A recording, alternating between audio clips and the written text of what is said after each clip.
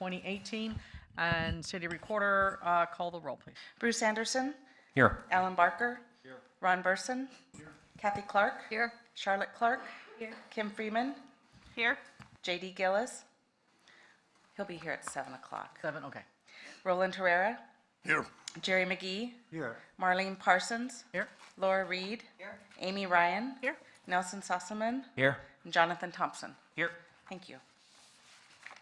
Thank you. Next on the agenda is the election of Budget Committee Chair, citizen this year, and a Vice Chair, which will be a counselor. Do I have any nominations? Madam Chair, Yes, ma'am. I'd like to nominate for Chair Jonathan Thompson and for Vice Chair Bruce Anderson. Okay, do I have a second? Second. Okay, I have any more nominations?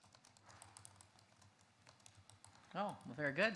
Okay, so we have Jonathan Thompson for Chair and Bruce Anderson Vice Chair. All in favor say aye. Aye. All opposed? Nope, there you go. It's all his. All right, thank you very much. So next on the agenda, we have the approval of the budget calendar, which is on page 16 of your notebooks. I'm looking at our budget officer and city manager to see if there's anything they want to say there, or if, Nope. You can go ahead and All just right. approve as you. so it as you looks like so we'll deem. be here tonight. There's a list of things to cover, including public testimony, the city manager's budget message, and then presentations and discussions on some budgets. And then Thursday, May 4th, also at 6 p.m., we'll have some more public testimony and a continuation on the city manager's budget. And then, if necessary, Tuesday, May 9th, if that meeting is necessary. And then from there, it goes off to council.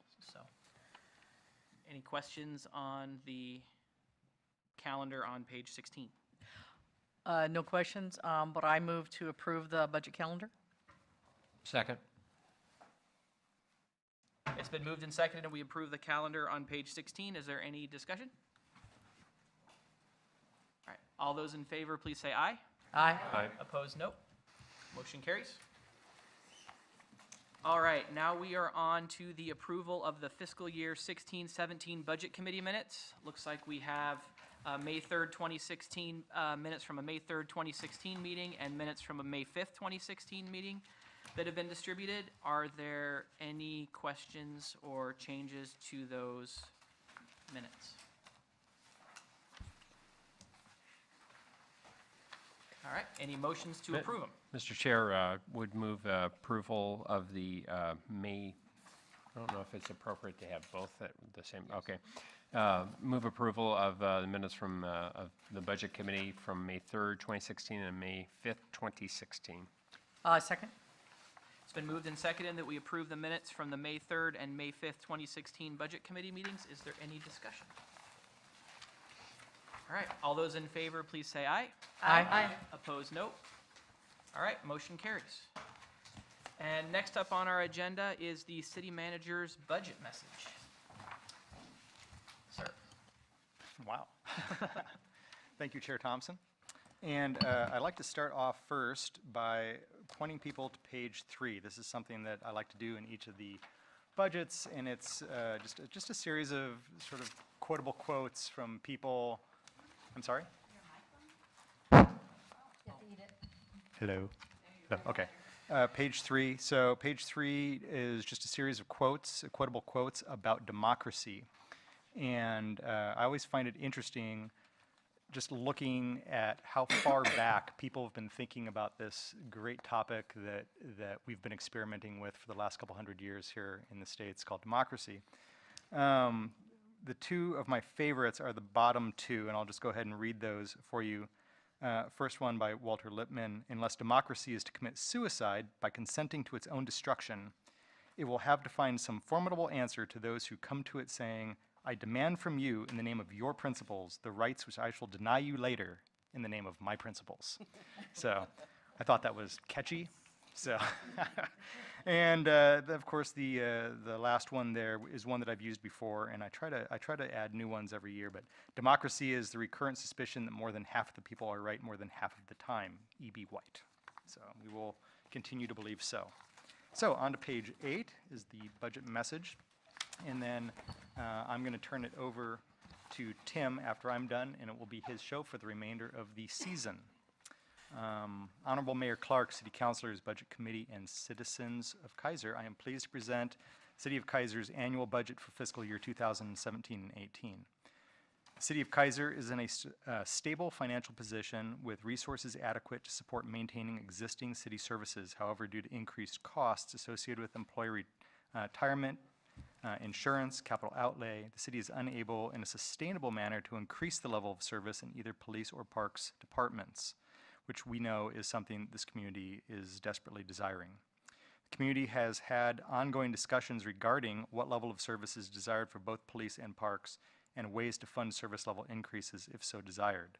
The recommended annual budget does not factor in any additional resources that may come to fruition as a result of the community discussions.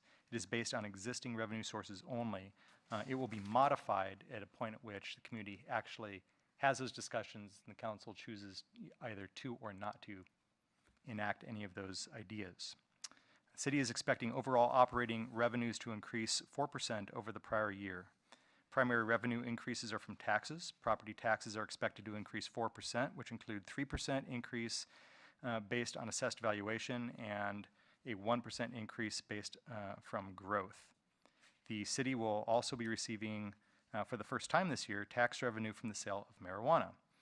Although I will mention the amount that we put in the budget is purely a guess at this point. We think we have a reasonable way to calculate that, but we'll probably need a year or so to actually proof that down to a reliable number. In addition, charges for service are expected to increase as a result of a proposed 4% water rate increase, a proposed 55-cent per equivalent service unit stormwater rate increase, and an expected 3% sewer rate increase. The sewer rate increase is handed to us from the City of Salem, who manages the city's sewer infrastructure, and they set the rates for the regional system. The rate increases are needed to sustain service levels and fund necessary capital improvements as per the adopted master plans for those different utilities. The fiscal year 2017-18 operating budget is expected to increase 7% as compared to fiscal year 2016-17. The increase is primarily attributed to additional personnel costs associated with backfilling positions that were partially held vacant during fiscal year 2016-17. In addition, the increase is also due to increases in PERS and insurance costs. Capital outlay is expected to increase to reflect,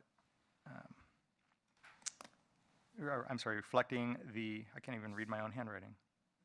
As the city intends to replace the bridge over Claggett Creek on Dearborn Ave Northeast, in addition to replacing the aging City Hall phone system. I thank the City Council and Budget Committee for providing helpful policy direction and creating this balanced budget, the important questions you ask, and the requests for detail needed to understand and appreciate the city services. Respectfully submitted, me, prepared by him. So, thank you.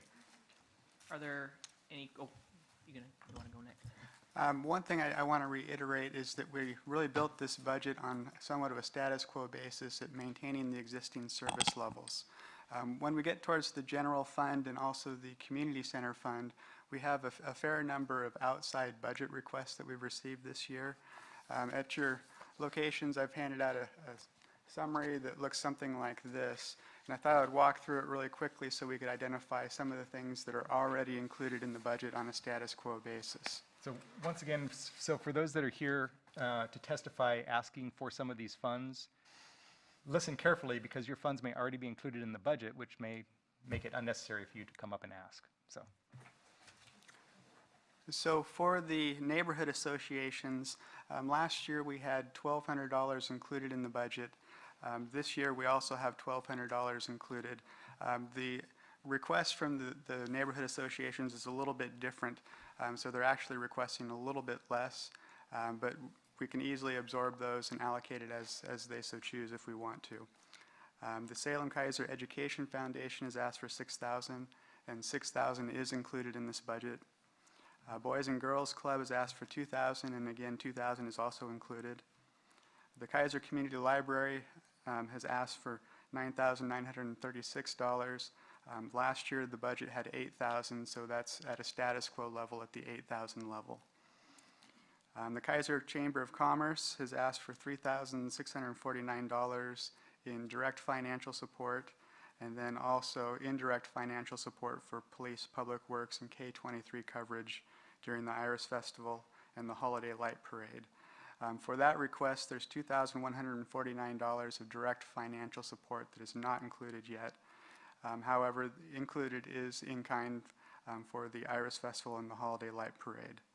In addition, they're requesting Civic Center rental for 5 community outreach events. That amount is not included in the budget, but can also easily be absorbed by the Community Center Fund. There would be some requests that there'd be certain restrictions as to not do it on Friday or Saturdays or weekends when we have our very popular times with the Community Center. Pure Court is also asking for a $250 increase. That amount is not included in this budget. Again, $10,500 is included. And then we also have an additional request for the Mid-Willamette Homeless Initiative Transition Team for $5,000. That amount is not included in this budget as of yet. And then there's also one additional request from the Keizer Parks Foundation that's not part of the summary. They've submitted a request for $8,000 of TOT, transient occupancy tax out of the Community Center Fund, which we can talk about when the time comes, and that amount is not included in the budget. And with that, like I said, the objective was a status quo budget based off of level of services. And with that, is there any questions regarding the outside budget requests? I think so, yeah. Mr. Burson?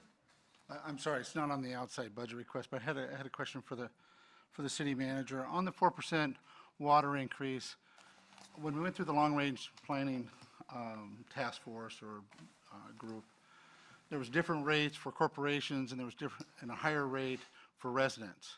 And by simply taking a 4% rate increase, that gap that we saw in those earlier numbers, I don't know, what was it, a month ago or so that we met, by just doing a 4% increase, that seems to like increase that gap. And so has there been any thought to what's the number that we actually need and start catching up the corporations, the businesses in this town with the citizens instead of just making the citizens pay 4% each year? And if we do that, like I said, that gap's going to continue to increase because it's 4% on a higher rate for citizens as opposed to the lower rate for businesses. Not in this particular rate increase request. And the reason for that is the existing water master plan was based on a certain set of assumptions, a certain cost of service analysis. And that cost of service analysis, when provided to the city council at that time, included a number of different ways to structure rates. And the council decided to structure rates the way that we adopted them, which was to have one rate for residents and one rate for commercial. And so that's how they structured our rate structure. And so we're living within that rate structure. So to change that rate structure, we would have to do a new cost of service analysis and provide a new set of policy decisions for the council to make to restructure our rates, which is not impossible to do. And at probably the point at which we relook at our water master plan, which should be coming up relatively soon, we may want to do that analysis. So, but in this budget, no, it was not. That was not reflected because we're utilizing the existing rate structure as was directed by council in their adoption of the cost of service analysis. So that's. So there's a number that we need in that increase. Forget about the 4%. There's actually a number that we need.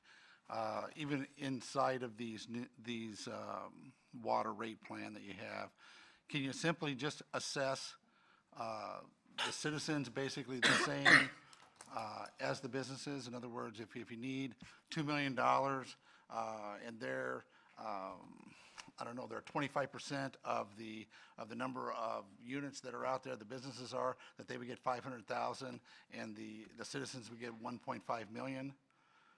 I mean, I don't think I'm just making up numbers, but could we do something like that even within those We'd start to walk away from our rate structure that was, once again, tied to the policy decisions that the council made when they adopted the cost service analysis. Okay. So I don't know that I mean, You understand my concern that I that do gap yeah. is going to get bigger the longer that we go Yeah. here between I do the amount that understand- I do citizens understand pay that concern, and the amount yeah. that commercial pay. No, Okay, it's a thank you. valid concern.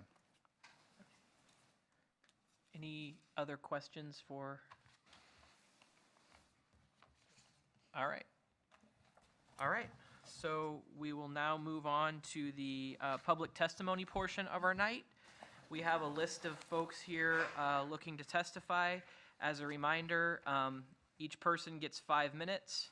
At 1 minute, you'll get a yellow light on the dais down there, and when the red light comes on, I think somebody throws something at you, but I'm not sure. So- Okay, okay. Okay, after that's it. All right, so let's start. First one on my list is Gary Blake. Please introduce yourself for the record, and then we will go. Yes, my name is Gary Blake. I'm the president of the West Keizer Neighborhood Association. Okay. Go. Great. Okay, We are ready when you are. okay. Well, first of all, I want to thank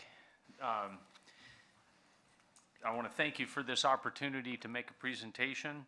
The West Keizer Neighborhood Association has been in existence for quite some time now, and we very much appreciate our position here in the city, where we can actually work with the citizens of the city to familiarize them with city services, with other related services and neighborhood issues that do come up. And so our programs have always been based on getting information. And as an example, this coming this month, we have a presentation at our general meeting where Mayor Clark will be there to talk about the state of the city. And so that, we're really looking forward to that as a kind of an outreach. Okay? I'm going to make a very quick presentation here, but I do want to introduce our board very quickly because we do have some new members. First of all, I would like to introduce Rhonda Rich, our vice president. Our secretary, Carolyn Holman. You may stand if you'd like.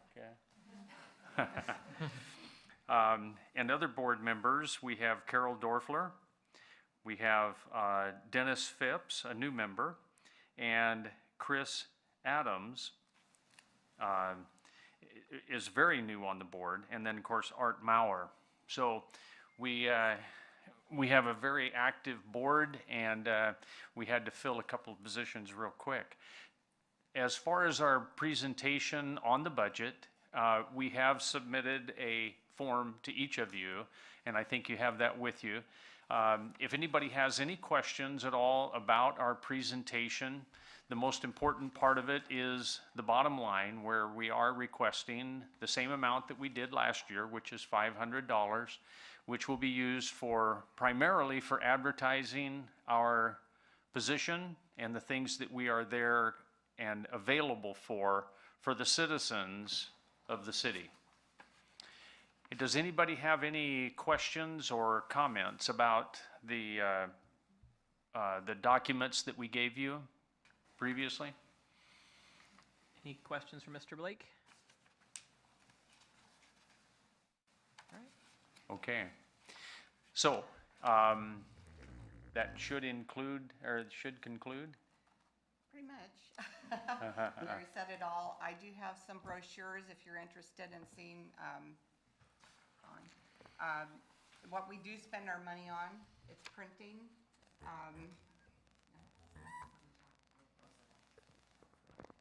Sorry. It's for printing, and this is the meeting signs that we put out in the neighborhood. So we like to come to these budget meetings too for PR. Get the word out. We know another association has started up too, so that's pretty exciting. We can encourage more people to develop neighborhood associations.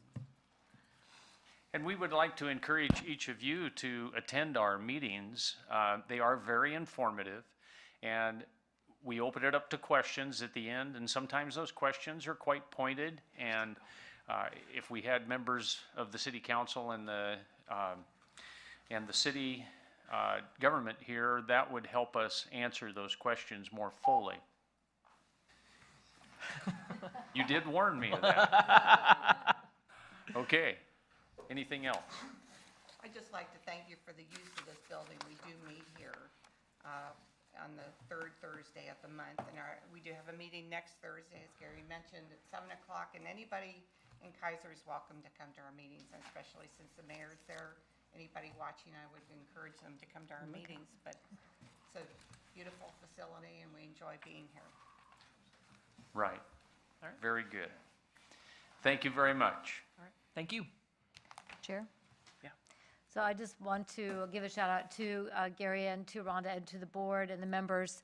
Neighborhood associations are tremendous opportunities for people to get together, stay informed, share ideas, and I just want to thank you for your leadership and making sure this has remained a very vibrant part of how we do community together.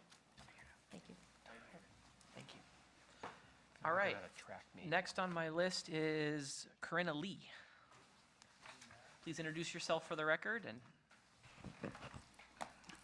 Thank you, Mayor Clark, Chair Thompson, and members of the committee. My name is Corinna Lee. I'm the Executive Director of the Salem Keizer Education Foundation and reside in Hogan Drive in Keizer. I've heard that that is called God's country. I want to thank you so very much ahead of time for your thoughtful consideration of the sustainability of the Enrichment Academy at Claggett Creek Middle School and at Whitaker Middle School. Because I'm here to say thank you again for including us in your general fund, I'd like to take the opportunity to tell you how your dollars are being spent, and they're being spent wisely in support of thousands and thousands of Keizer students. It's a little bit of a bittersweet report in that this year Whitaker lost its Title I classification. That's good in many, many ways, showing that the demographic and that the poverty level of the students in Whitaker Middle School is decreasing. However, it has not gone to zero. That means there are still children that are hungry, that need transportation, that need literacy and academic support at Whitaker, but because now there is less than 51% of the students at that school, they're not receiving, for example, the hot supper program at Whitaker as of this fall. That makes me sad, but we are working very hard to make sure that we're feeding those brains and bellies and providing the opportunities at Whitaker. At Claggett Creek's Middle School, they unfortunately still have the Title I demographic. Last year, however, since this September to when I checked this report yesterday, we had served 2,896 hot suppers to Claggett Creek Middle School students. So in addition to those meals, they are getting academic support. Our zone program, which is our cheat word for tutoring, and lots of academic support, is wildly popular. We have also brought the Aspire program, which is Oregon's college and career program, embedding it into the program. Of course, you've all done the shout outs for the AVID program and Claggett being named one of the first AVID national demonstration middle schools in the country. We also have health and wellness. If you ever want to know how to do CrossFit the right way, go see Claggett Creek and Whitaker Middle School students doing it in the after-school program. We also thank for your investment because it has also allowed us to continue arts programming for students that might not get the arts in their elective wheel. And I hope you take an opportunity, and again, thank you for opening up this beautiful facility to once again showcase the all-student Salem Keizer Art Show in these halls. I was telling Mr. Brown earlier that 2 students have actually sold art to the public in this show. So I thank you. If you have any questions, I'm accessible all the time, but look forward to coming here every year, even when I'm in my pre-awesome 3,000 get up here. And it is something, we're celebrating the 35th annual Awesome 3000 on Saturday. And thank you for your support. any questions? Yeah, Councilor Freeman. I don't have a question, I just have a comment. So Karina, thank you for a very detailed report. And I asked you this last year, but the foundation applies for many grants. And so can you tell the audience and all of us just how much this helps you leverage other funds to bring additional resources, because this program costs more than $6,000. It certainly does. It costs about $40,000 to have a robust program where we're not turning any student away and we're providing transportation, et cetera. We're also very closely linked with the McKinney-Vento program. McKinney-Vento is the federal program that assists homeless students. Unfortunately, Keizer has a disproportionate amount of homeless students in the entire district, nearly 1,000 in the district.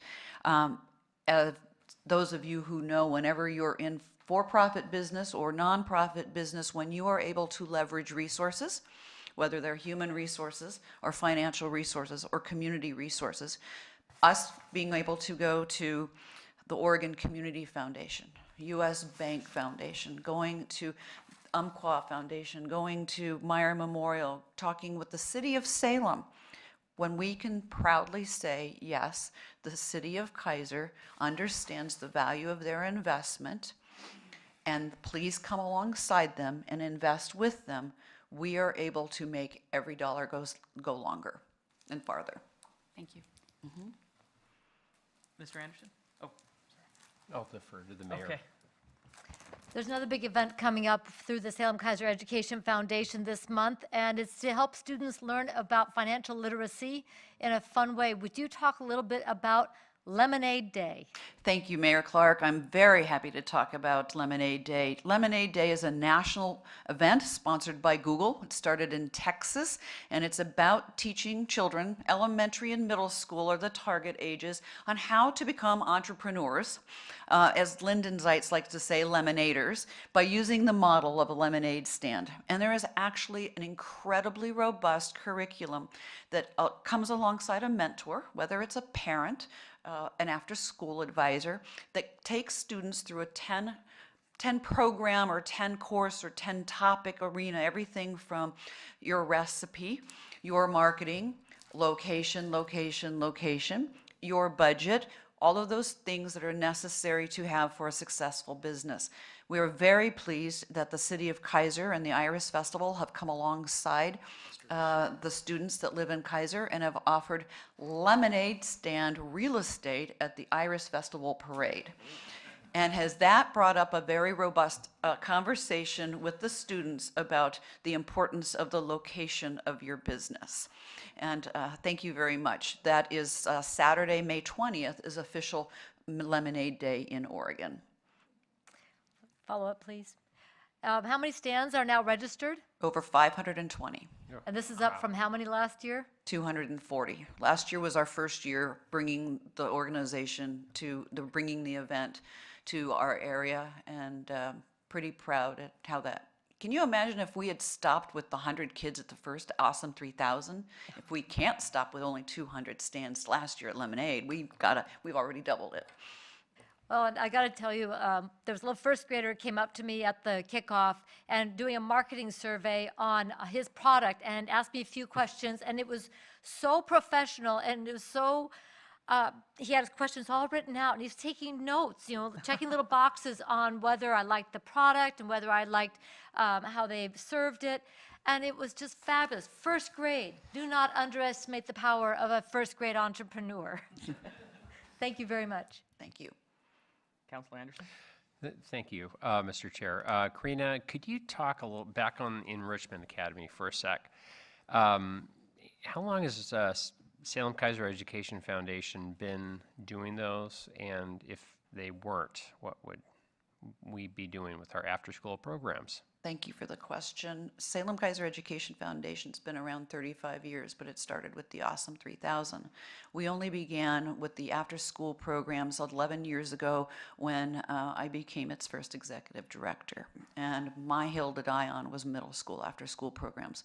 Too many statistics about that being prime time, crime time. Correct me if I'm wrong, but 3 p.m. to 6 p.m. is the prime time that our middle school students are preyed upon and become victims. We don't have the robust laws that protect them as they do children under 10 who must have child care or protective service custody after school. And our high schools still have things to do. They have a little bit more resilience. And so making sure that our schools are offering the things that, one, keep kids safe, help those working families, feed their bellies and their brains, and allows them the opportunity to fail as often as it gives them a time to succeed. How cool is it that a kid will decide to take the makerspace class and figure out that they really, really love to tinker and they really love to invent, and now it may change the trajectory of their high school electives. But how great that they could find out that they don't like something and they don't waste their electives, or they don't waste another thing if they had an opportunity to do it with an adult mentor, with a no stakes, no tests, low stakes environment that was just about experimentation. Did I answer your question? Yes, thank you. Thank you. Any other questions? All right, thank you very much. Thank you so much. All right, next up, Carol Dorfler. Welcome. Introduce yourself for the record and. Yes, my name is Carol Dorfler. I live on Shoreline Drive here in Keizer. Okay. I'm here as a WKNA board member and a private citizen. And I want to thank you for your time, all your committee members and counselors and staff members and Chief Teague for being here and all your time. As you review this budget, when you get to streets, I want you to think about Cummings School. Cummings School is situated on Cummings and Delight Street. Neither of those streets have sidewalks. Cummings is the #1 walking school, and I believe the only walking school in Keizer. There are 440 kids coming and going all day long, with high traffic volumes down Delight Street and also on Cummings. In 2014, we as an organization, as an association, decided that we would adopt Cummings School. And we went to the principal and talked to her, and she encouraged us to come forward and speak about the condition of the streets that these kids are walking on. She has since gone on to another school, and Martina Mangum, who is in the audience tonight, is also supporting our push to get this street taken care of. I will tell you, I am a crossing guard part-time at these intersections, and it is downright scary to watch these kids coming and going. Now, I've been encouraged. I know that it's going to happen. We just can't wait for it to happen soon enough. And due to some unfortunate things along the way, apparently there's been some permitting with the Dearborn Bridge. We're now pushed out another year, and it looks like we're not going to get this done until 2019 or 2020. So I just hope that you will keep in mind the Cummings kids and the parents and try to help us get this project done. Thank you. Any questions? Yeah, Mr. Burson. I'm sorry, I don't get down to Cummings enough, I guess. I don't go visit my friend on Shoreland Drive. But, Oh, you should. I know I should. I should go see him more often. But my question is which street? I mean, the school is surrounded on 4 sides by streets. That's Is there correct. no sidewalks on any of the streets No. around there? And we are asking for Delight to have improvements made on Delight Street. The McNary kids are also using that street. There are no sidewalks. There's no appropriate pathways for them to walk on. The parking situation around the school is horrendous. There are 2 daycares in the area where these kids are walking to daycare and down Delight, and there's also one on Jude's. So it's the Delight Street at this point that we're trying to get the improvements made on. And just to follow up, And that's the beginning of your improvements? Is your intention to have all 4 streets that are around Cummings to have that at some time? That would be absolutely heaven. But as we all know, we'll take Delight Street first, and then we'll see where we can go. I appreciate your time. Thank you. You're welcome. Mr. Barker? Have you entertained the idea of asking the local residents about a local improvement district to actually have something like that installed? It might be something that residents themselves would like to have. No, we haven't. I always thought it was the city's responsibility to take care of our streets, so I don't see that as a burden on the residents that are there. Yeah, I understand. It's just another option at this point. Mayor Clark? Thank you very much. Yeah, the sidewalks issue throughout most of Keizer that was built prior to it being a requirement is absolutely a need that we've been chinking away at as funds allow. I know Mr. Lawyer has worked with the school district on this with some site design and as well as conversation about how funds can be used. Mr. Chair, would it be all right to have Mr. Lawyer address this at this time? Please. Thank you. I honestly have not worked personally with the school district on design for Delight. My predecessor, Rob Kistler, did. I think it was back about 2008. Applied for some grant funding for Delight Street that was not successful. But since then, I have not worked one-on-one with the school district or school representatives. I've looked at the design that was done for that project. One, it's really expensive. It creates some concerns for storm drainage, primarily for about 4 properties, 2 of which sit about, the garages are about 6 or 8 feet below the street level. And so when we widen the street, we have to deal with those drainage concerns. So what I've been doing is kind of thinking through options, alternatives, for everything from a full urban improvement, meaning curbs, gutters, sidewalks on both sides of the street from Shamawa to Cummings, to a shoulder widening, to a path on one side, trying to come up with a plan that works both fiscally and lessens the drainage problems. Because those 2 properties primarily on the east side, they're going to be a challenge.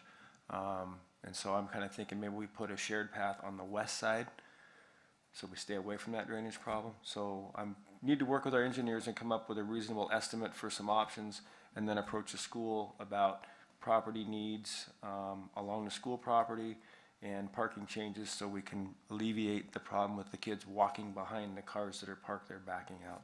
I do understand the school is going to, or maybe already has, put in a pathway inside their fence past the cars. Is that accurate? It hasn't happened yet. But it's going to happen at least fairly soon? There's gravel Okay. that's been ordered to be put down on the inside, but that fence only goes to Evans. Right. After that, the kids have to exit. That does get them past the parked Right. cars. But after that, they have to exit the fence row and continue on their way on a very inadequate path. Right.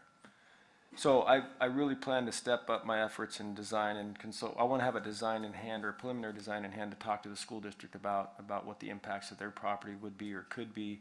And I really plan to get working on that and moving that forward in the next 3-4 months so we can get that land issue with the school dealt with and then proceed with the planning for the project.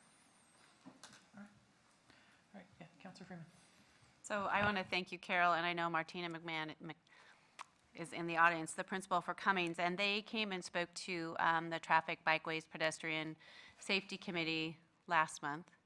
And it's in the forefront of, I think, all of us, but I think the one thing that really struck home to me is I didn't realize that the majority of the students walk to school. There is one bus, correct me if I'm incorrect, so there's one bus that brings students to Cummings Elementary. I grew up, I went to school there, I still am in that neighborhood, had no idea that that many students walked to elementary. These are young bodies, and I know the high school kids walk down that street as well, but just something that really set home with me to know that the majority of our young people that are attending that school walk there. So, and I know Wes Keizer is in the forefront of speaking with Mr. Lawyer pretty regularly and emails, and it's something that is also talked about at our monthly meeting. So I'm just sharing that, so it hopefully sits with all of you that there is one bus of students that come to that school, and the majority of them are walking. So, thank you. Thank you. Mayor Clark? Follow up? There's been some talk about reinstituting the Safe Routes to Schools program with actual dollars, not only for instruction on safety practices on the part of students and their parents, but also there's a hope that there's going to be some construction dollars involved with that. So this partnership and having things planned ahead of time will set us up well to be able to at least be a competitor for those kinds of dollars as well. And I really appreciate the collaboration with Mrs. Mangan from the school, the West Keizer Neighborhood Association, and all the folks who are wanting to make sure that this is safe going forward. So I appreciate that. All right, thank you. Thank you very much. Thank you for your time. Next up, we have Meredith Mooney. Please Good introduce evening. yourself for the record. My name is Meredith Mooney, and I'm representing Keizer United, a local CPT. And I'm going to read this so I remember what to say. Keizer United was formed in 1996 by local community members concerned about the wellness of children and their families. We take pride in our community and champion efforts to strengthen and support families. Here are some of the areas that we have championed: Southeast Keizer Community Center, Keizer Youth Peer Court, summer youth programs, Mid-Valley Literacy Center, community forums, family celebrations, and soccer teams. We've been able to provide financial support in these areas through fundraising and grants that we've been awarded. Our main source of revenue came through a fundraising event called the Buckaroo Ball. It's a blast, but it no longer exists because they had a fire and they are no longer able to run the event. So we're looking for ways that we can help get that going again. But in the meantime, this year we will not have that revenue. So I'm asking the committee if they would consider investing $2,000 into Keizer United. This would allow us to continue supporting our current efforts and broaden our reach. Do I win for being the shortest presentation? Thank you very much. Are there questions? Councilor Ryan? Thank you. I'm honored to serve on this committee with Meredith, and she does a fabulous job along with our all volunteers. But I would think if you could just take a second and share some of the programs that we're reaching locally right now, even though we do have a lack of funds. For example, the gardens that we're working on and things like that, where it's touching our neighborhoods locally. If you could just share that just for a minute so they can see even just the wonderful community work that it's So doing. we have a local couple here. They have a community garden right by the skate park. And they've had some issues with produce disappearing. And they want to be a community garden and they want to share. But the community garden exists to help families that want to grow their own produce, and they invest in their plots there. And so it's disheartening to them that their food that they planted disappears. They have some true community produce that can be given. And in fact, this couple, they reach out to the skate park, the kids that come there. And so we were happy to look into investing in getting a fence for them. And they were working with the food share. In fact, they got a grant from the food share. They just needed matching funds and so on and so forth. Unfortunately, I think they may have hit a deadline, but we would like to be able to support them, and we don't have enough funds. So, and then another area that we support is Peer Court.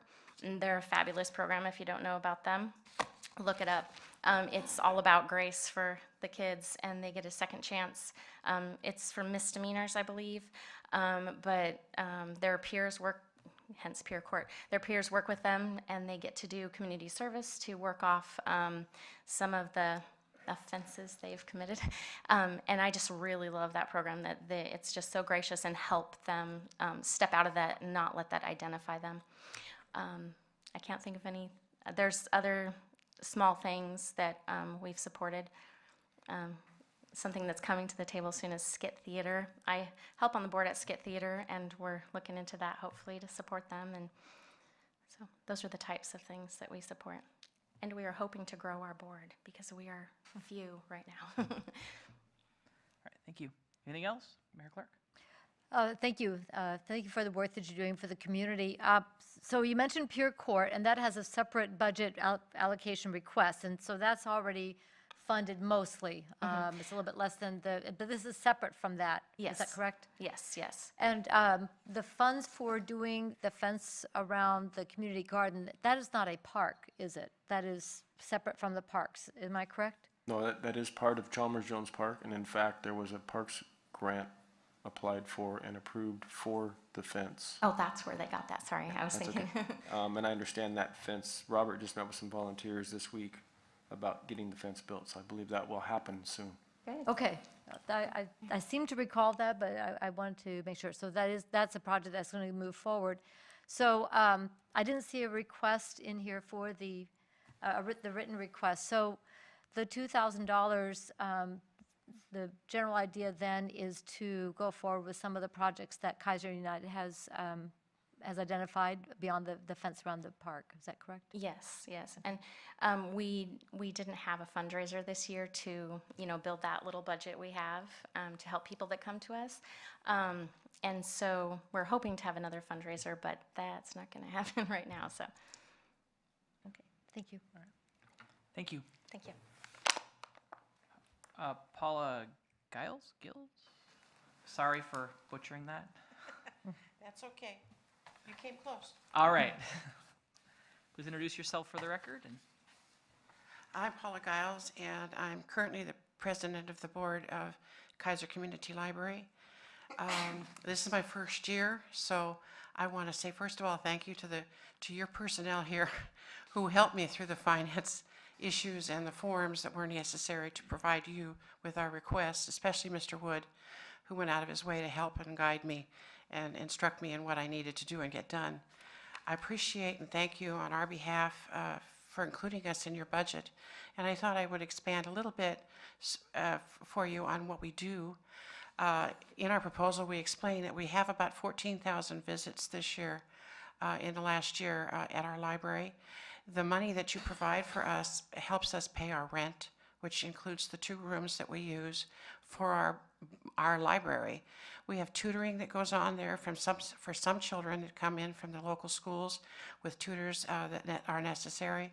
We also have grants that allow us to buy, for instance, right now we're buying foreign language books for our foreign language students that are living in the area. We do have quite a few who need that. We also have an interpretation for deaf people who need help available for them. We have a program for children, young children, every Thursday for the little ones that come in, and they have crafts, and they tie that in with books that are being read to them. Now, of course, their brothers and sisters come too, and their moms and dads. It's really kind of a nice community effort for them.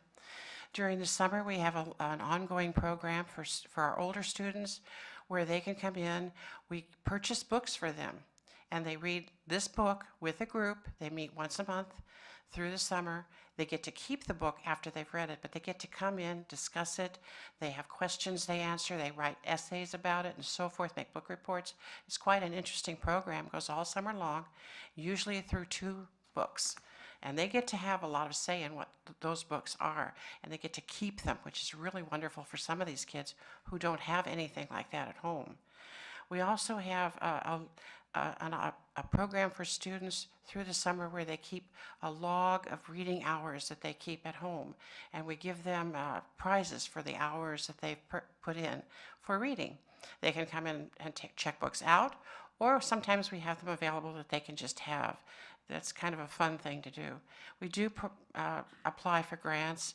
Our big fundraisers, of course, thanks to this wonderful building, our book sale, which will be going on during Iris Festival, during those Friday and Saturday of the festival. That's one of our big events. Thank you so much for this building and all the help that we get.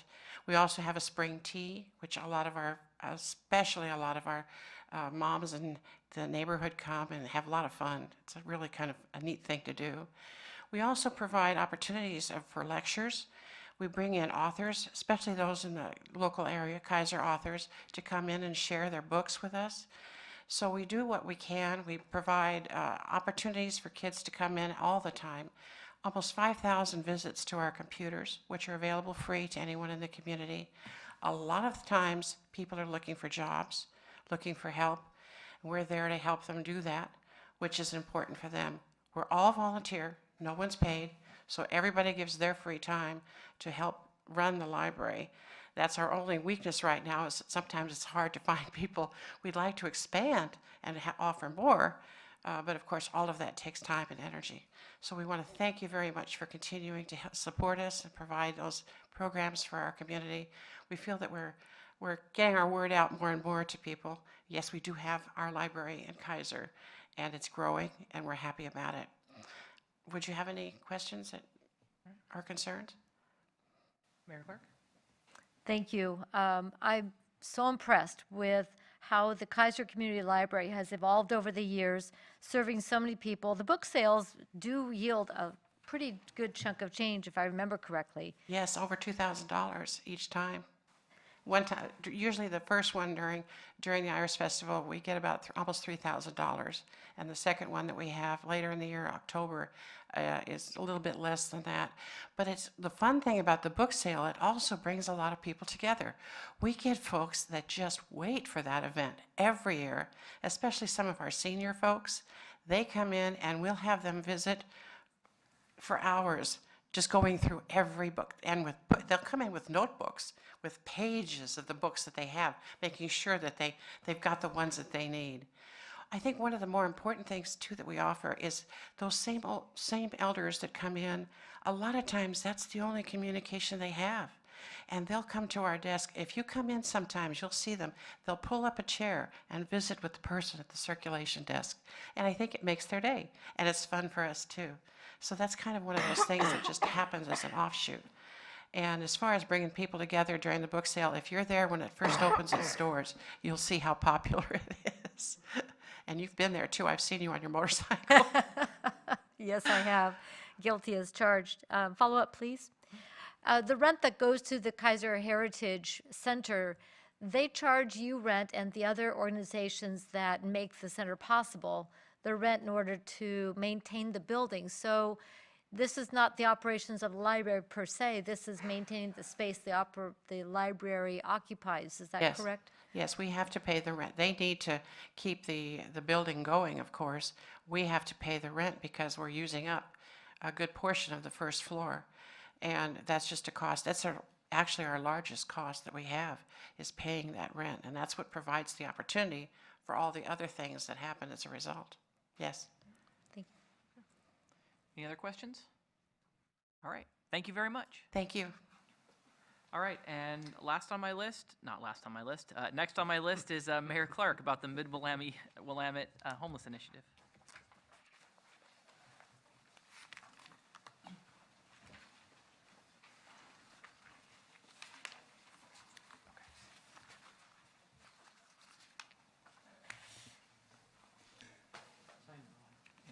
You get to blow the horn on this one. Good evening, Chair, members of the Budget Committee. My name is Kathy Clark, resident of Keizer, and tonight I'm speaking to you as one of the people who was a co-chair for the Mid-Willamette Homeless Initiative. This initiative was a collaboration between the City of Keizer, the City of Salem, Marion County, and Polk County, in response to the ever-growing need of people within our community who are homeless or who are housing insecure, or who are double and triple bunked in order to keep family members and community members from being homeless. We've seen an increase in the number of people who are homeless in our community over the last several years due to a number of factors, not the least of which is the fact that we are simply out of housing stock of every type. We have a vacancy rate less than 1% in our community. But through the initiative, we took the time to really dig into who are the homeless.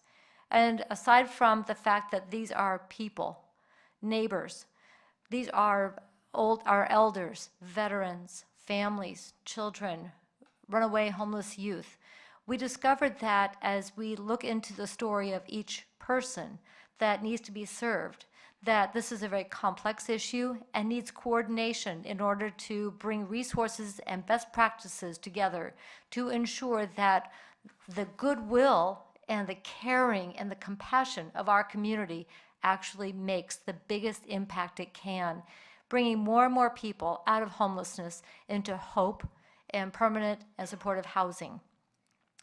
The recommendation of the Mid-Willamette Homeless Initiative was to have a coordinator, a project manager, to oversee the implementation of the strategic plan. The strategic plan is an action plan. It attacks the problem and the barriers that people encounter for moving out of homelessness and into being housed from a number of fronts.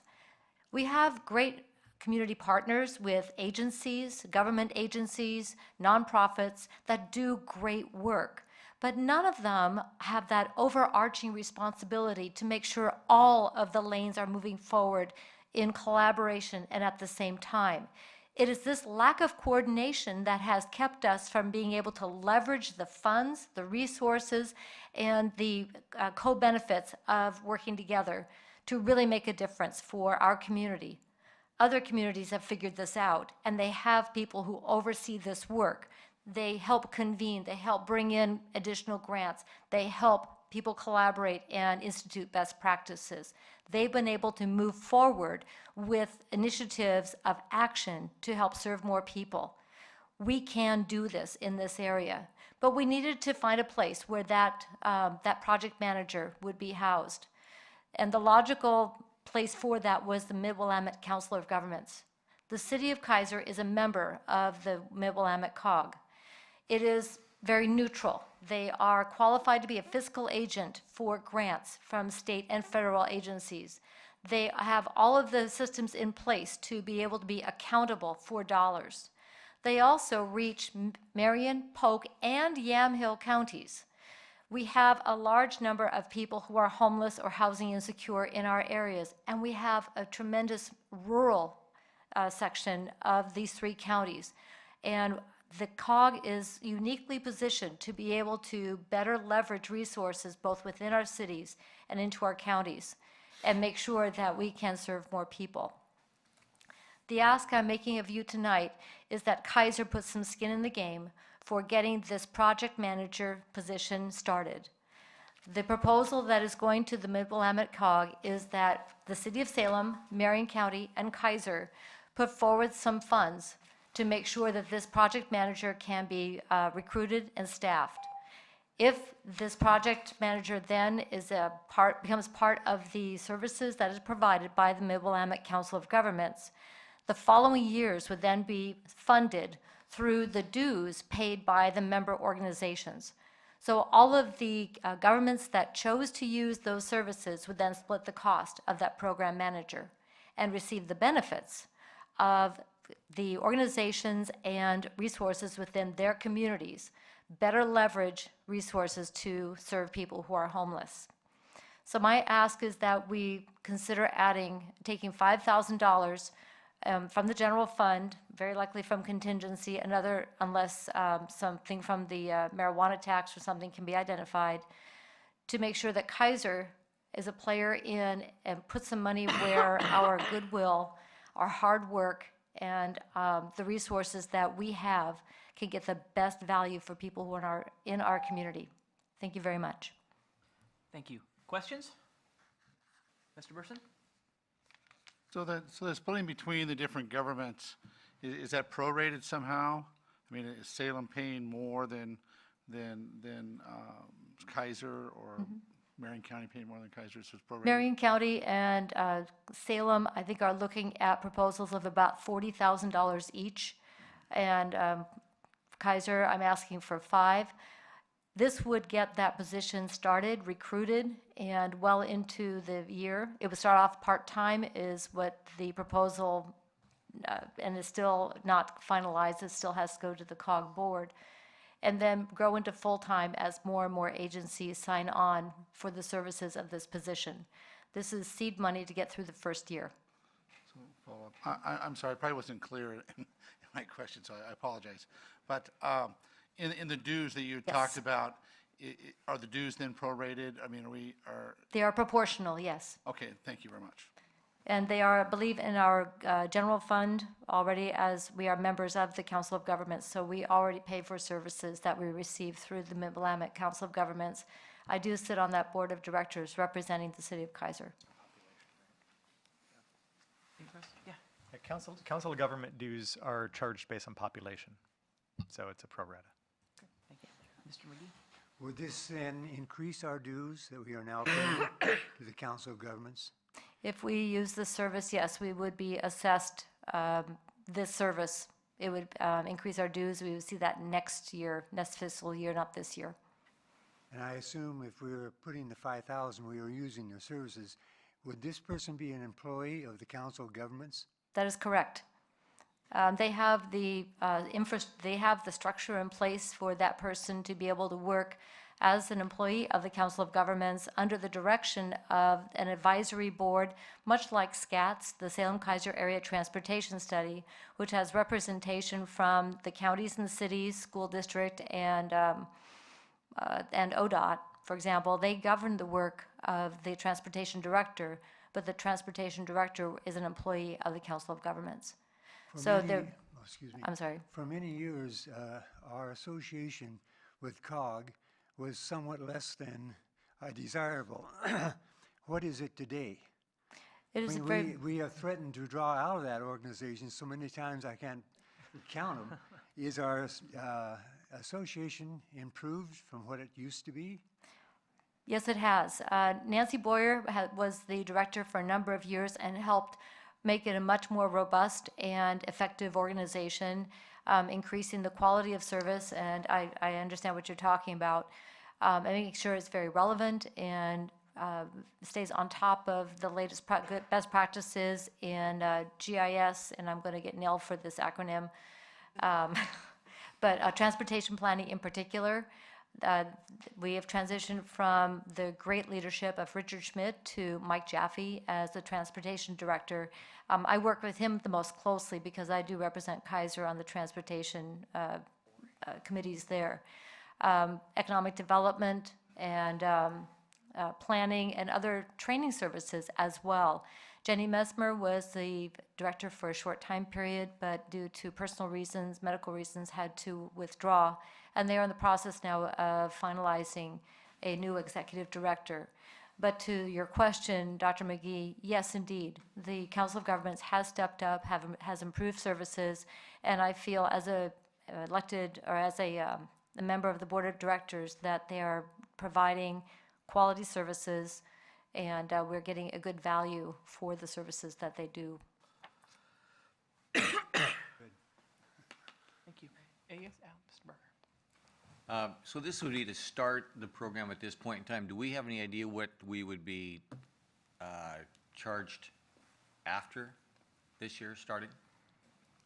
I don't have those numbers yet. This is going to go to the board, and then what they will do is that will be allocated through the different organizations. Chris, do you have an idea of what that split looks like in general? And this would really depend upon how many of the jurisdictions utilize this service.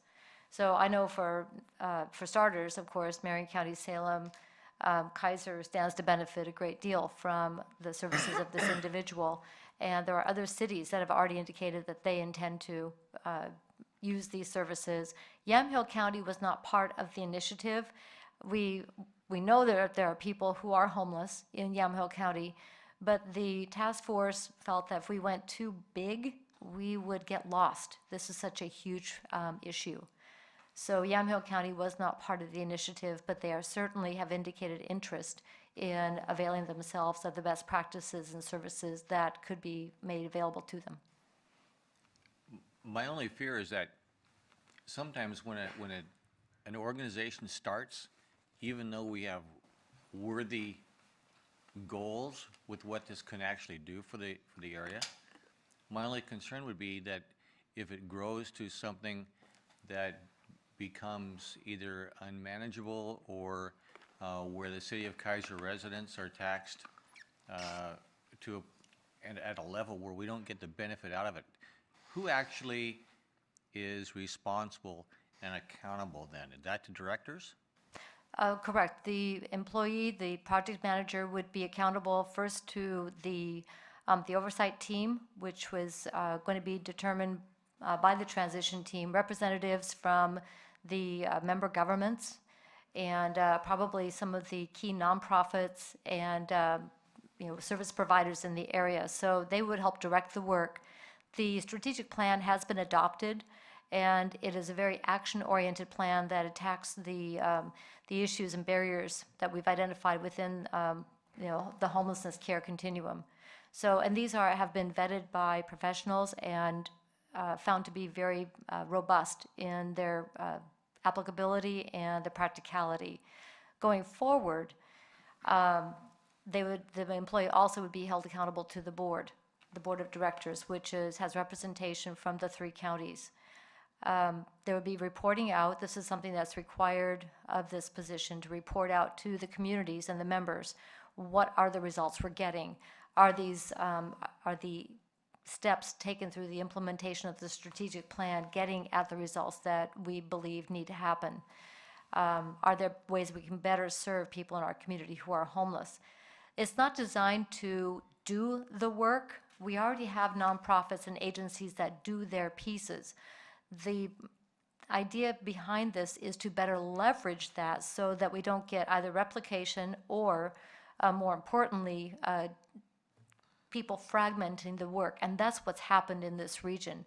There's been a lack of coordination and collaboration, and there are funds that we have missed out on that could come to our area to help realistically and very practically serve people in providing housing, training, mental health services, and other support services to help them transition out of being homeless.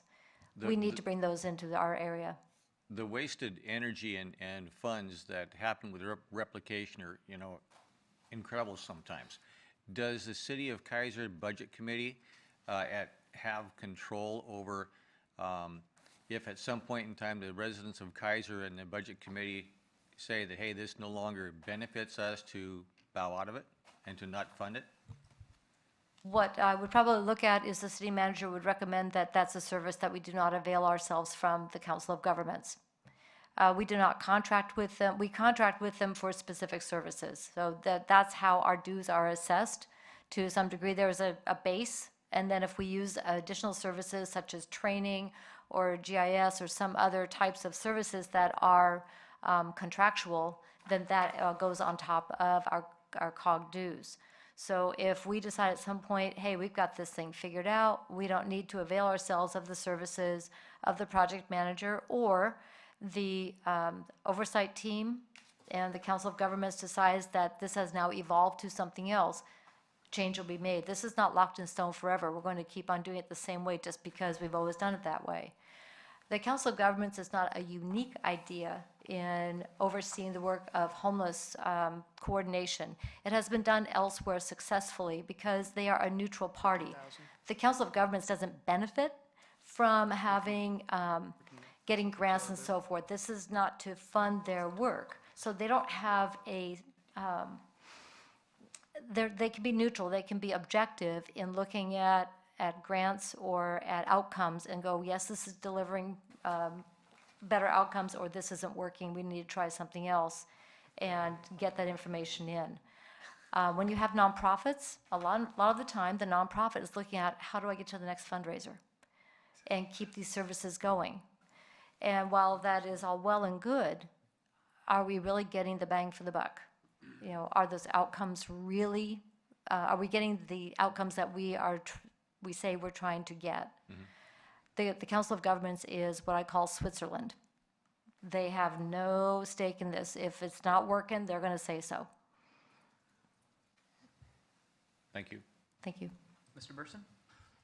So, Mayor Clark, when you talk about that in starting this, I mean, is there measurable goals that are here? Are there performance measures that they're going to put in place that, is there X number of people will not be homeless any longer? Will there be X number of opportunities for affordable housing? I mean, and so are there things that we can come back next year and do a report card and check? I mean, did you do these things?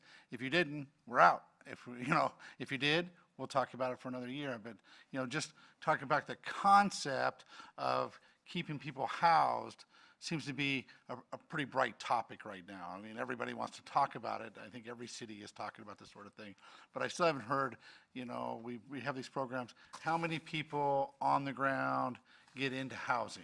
How many kids are not homeless any longer? I mean, that's what I'd be interested in. And what, when we talk about it further in the budget committee, what's this project manager, what are you expecting them to accomplish?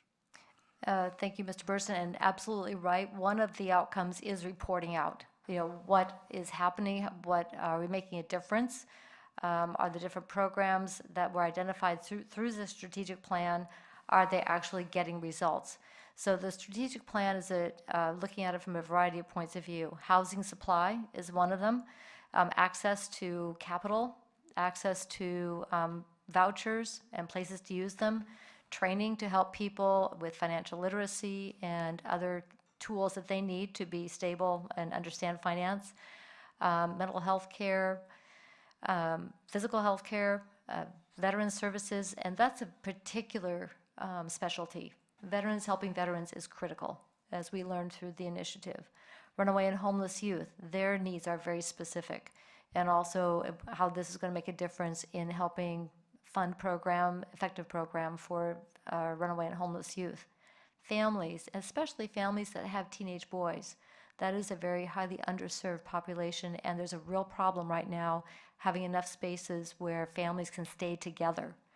Interfaith Hospitality Network is one of them where they can. St. Francis is another, but we need more of them, and we need to be able to help leverage those opportunities for nonprofits that want to do that work to be able to do that. Those are the kinds of programs that already have the metrics are out there to show that these are best practices that actually get results. So we're not reinventing the wheel. The strategic plan is designed to take those best practices, such as housing first, such as financial literacy, and changes in zoning, et cetera, and actually get results. The goal of the task force was not to have a pretty report on the shelf at the end of the year, go, ooh, we just have the 10-year plan to end homelessness. That was not the goal. We wanted to get action on the ground. And actually, by getting everybody together, starting at the first meeting, people going, oh, you're doing that? Well, so am I. Boom, off they went. It was bringing the people together, the collaboration that began to catalyze action right out of the gate.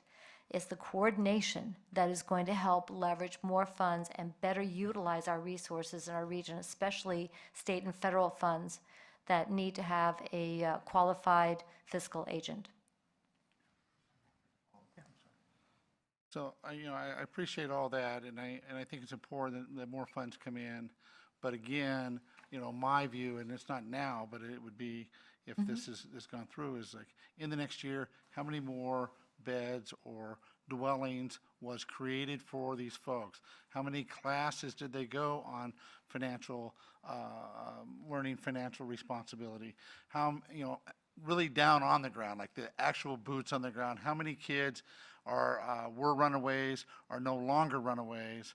How many kids are back in school that maybe weren't in school? These are the type of things that I'd be interested in. Not necessarily how much money was put into the program, but exactly, what you tried to accomplish and how much was accomplished with those funds. Reporting out is a requirement of this position. Thank you. I think Councilor Freeman, and then I want to wrap this up, and we can finish this discussion when we get to that part of the budget. So, Councilor Freeman. Thank you. I just wanted to clarify something that Mr. Barker said. He called it a tax, and it's not a tax to the citizens. This is actually dues that would be paid, not the first year. It would be a budget request if approved, but later on it will be dues that's included. So it's not a tax to citizens. I just want to make. You're using tax funds, yes, Right. but it's not. Yeah, the revenue source to pay the dues is taxes, yeah. So. But it's not like an additional. It would be something we are already paying technically. Yes. You could argue that probably both ways, but yeah, it's from our revenues. I know that you want to wrap this up, but I just want to. Maybe it would be helpful if we shared the strategic plan with the budget committee. I sat on that task force. I'm also deal with housing in my real life job, and I've also worked in nonprofits. There was a lot of heartfelt discussion that happened in this year, and really coordinating of efforts through many community members, and really an education to many community partners, both local nonprofits, I think elected officials, other governmental people that participated. And I think Mr. Burzen's comments are wholeheartedly welcome as far as an outcome. But I think to be realistic of sitting on the task force, it took us a year to even kind of grasp what is actually happening in our community and all the resources and who's duplicating and who's not duplicating. And so I think that's just something that we have to be maybe prepared for, that we're not going to maybe have a whole lot of outcomes after the first year. I hope we do, but I still think there's a lot more work to follow from the strategic plan, but I think it would help this committee if everyone saw that strategic plan.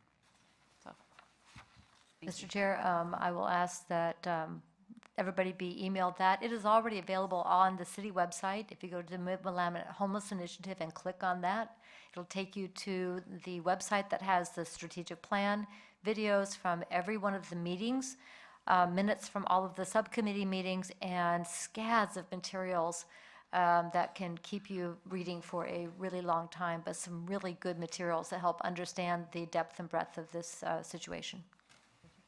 I guess there's one more question from Dr. McGee. No, I'll wait for it when we discuss it at the budget Okay. time. All right. Thank you. Thank you. Is there anybody else in the audience who wishes to testify in the public testimony section of tonight's meeting?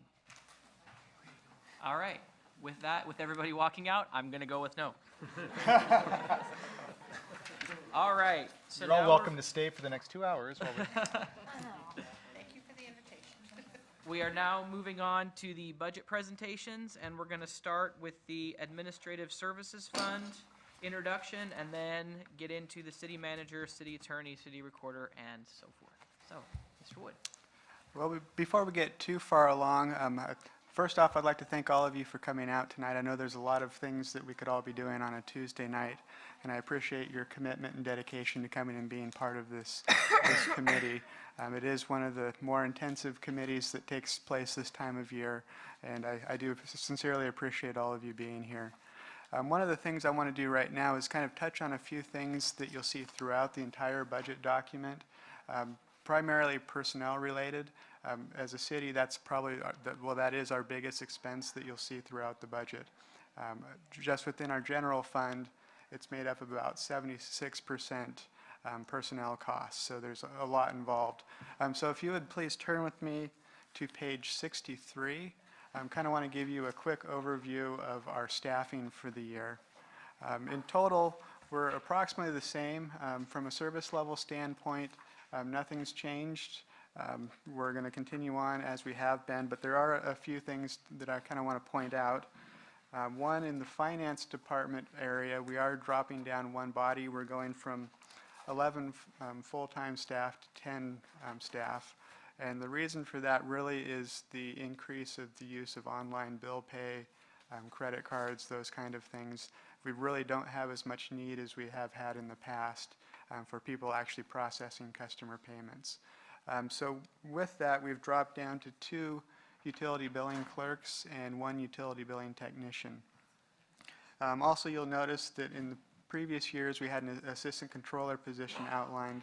At this point, we've taken that position and reclassified it to an accounting technician position. That's really where we had a bigger need than at the assistant controller level at this point in time. So finance is going from 11 employees down to 10. Within the community development department on page 64, we had one of our senior planners retire last year. And with that, we had some shuffling of the fleet there. They're still at 5 employees, but they've shifted some of the positions around, and some of the top step senior planner position is now not a top step. So when we get to that budget, you'll see that there is some cost savings within that area. Within the public works area, we're actually going from 25 employees to 26 employees.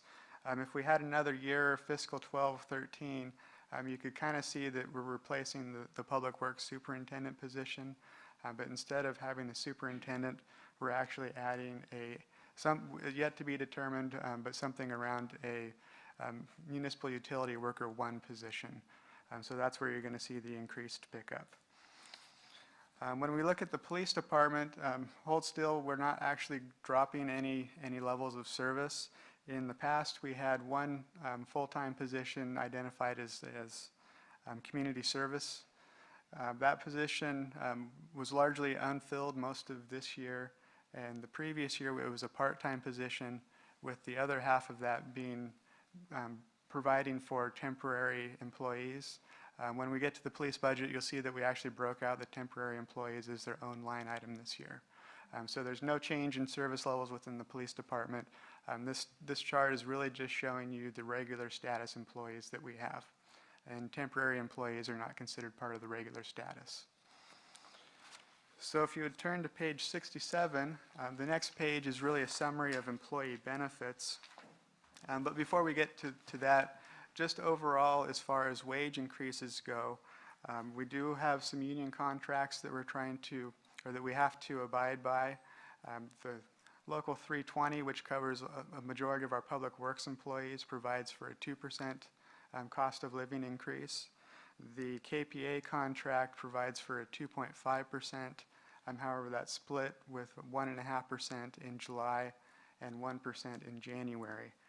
For the non-represented employees, you'll see a cost of living increase of 1.5%, which is consistent with the previous year, and that's below what the CPI-W for Salem, Portland area provides for, which is what we somewhat pegged to, and that's really just trying to keep our general fund in line as much as we possibly can.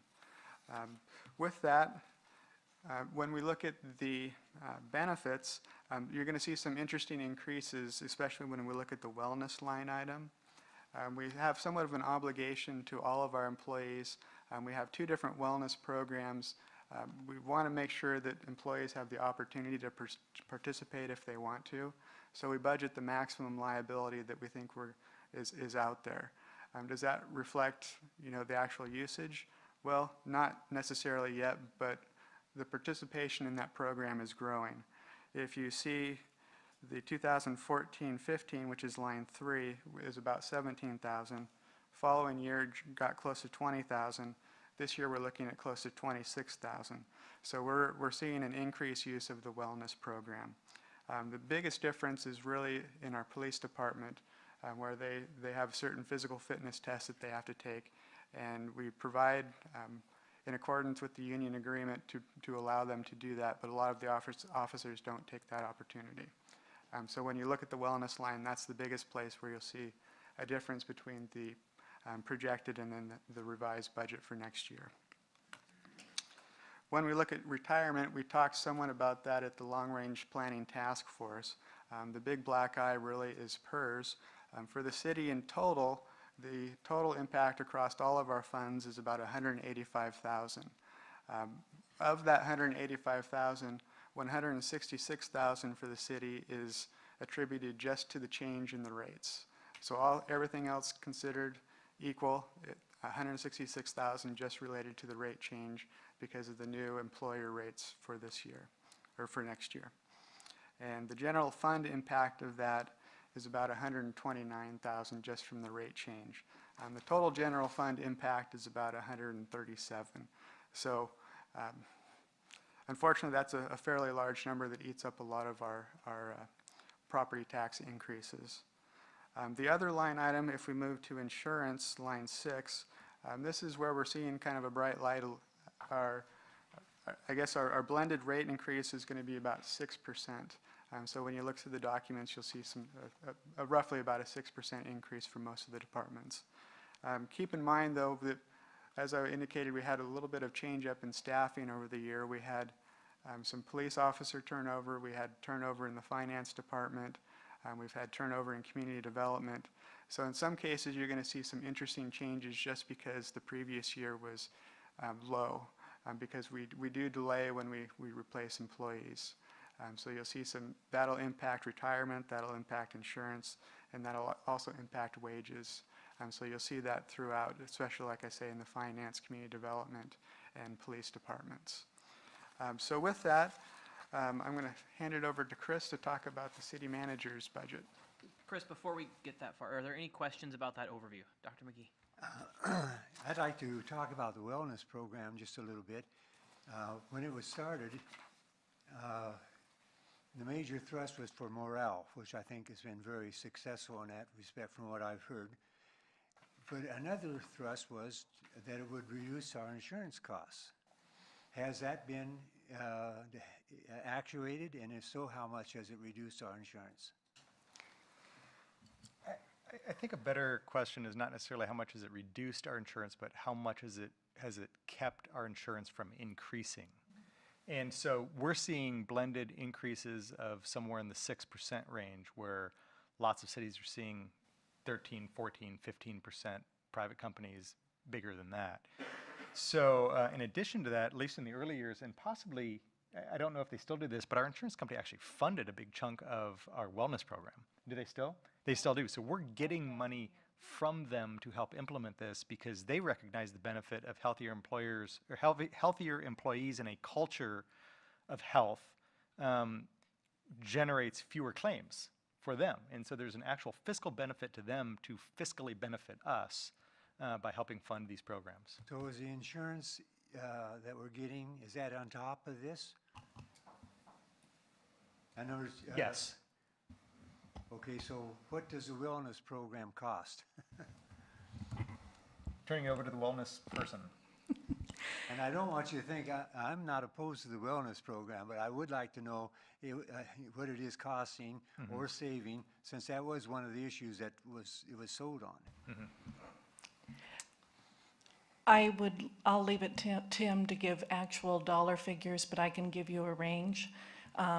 We spend between $15,000 and $20,000 total for each half of the program. The ORPAD, or the police side of it, where they do the testing, which is twice a year, where everybody goes through a physical abilities test, and they get a stipend for doing that. And then the other side of the program is City Hall and Public Works, and it's a combination of participatory minutes that they log into an online program where they show their exercise and participation in different events that we schedule for them, and also health and wellness, education, and healthy snacks and things like that. So the total program costs, again, not what's budgeted, but what we actually spend, is probably in the $35,000 to $40,000 range. I can tell you that the reduction of our insurance increase is more than that. I can't tell you the exact amount, but it's more than paying for itself.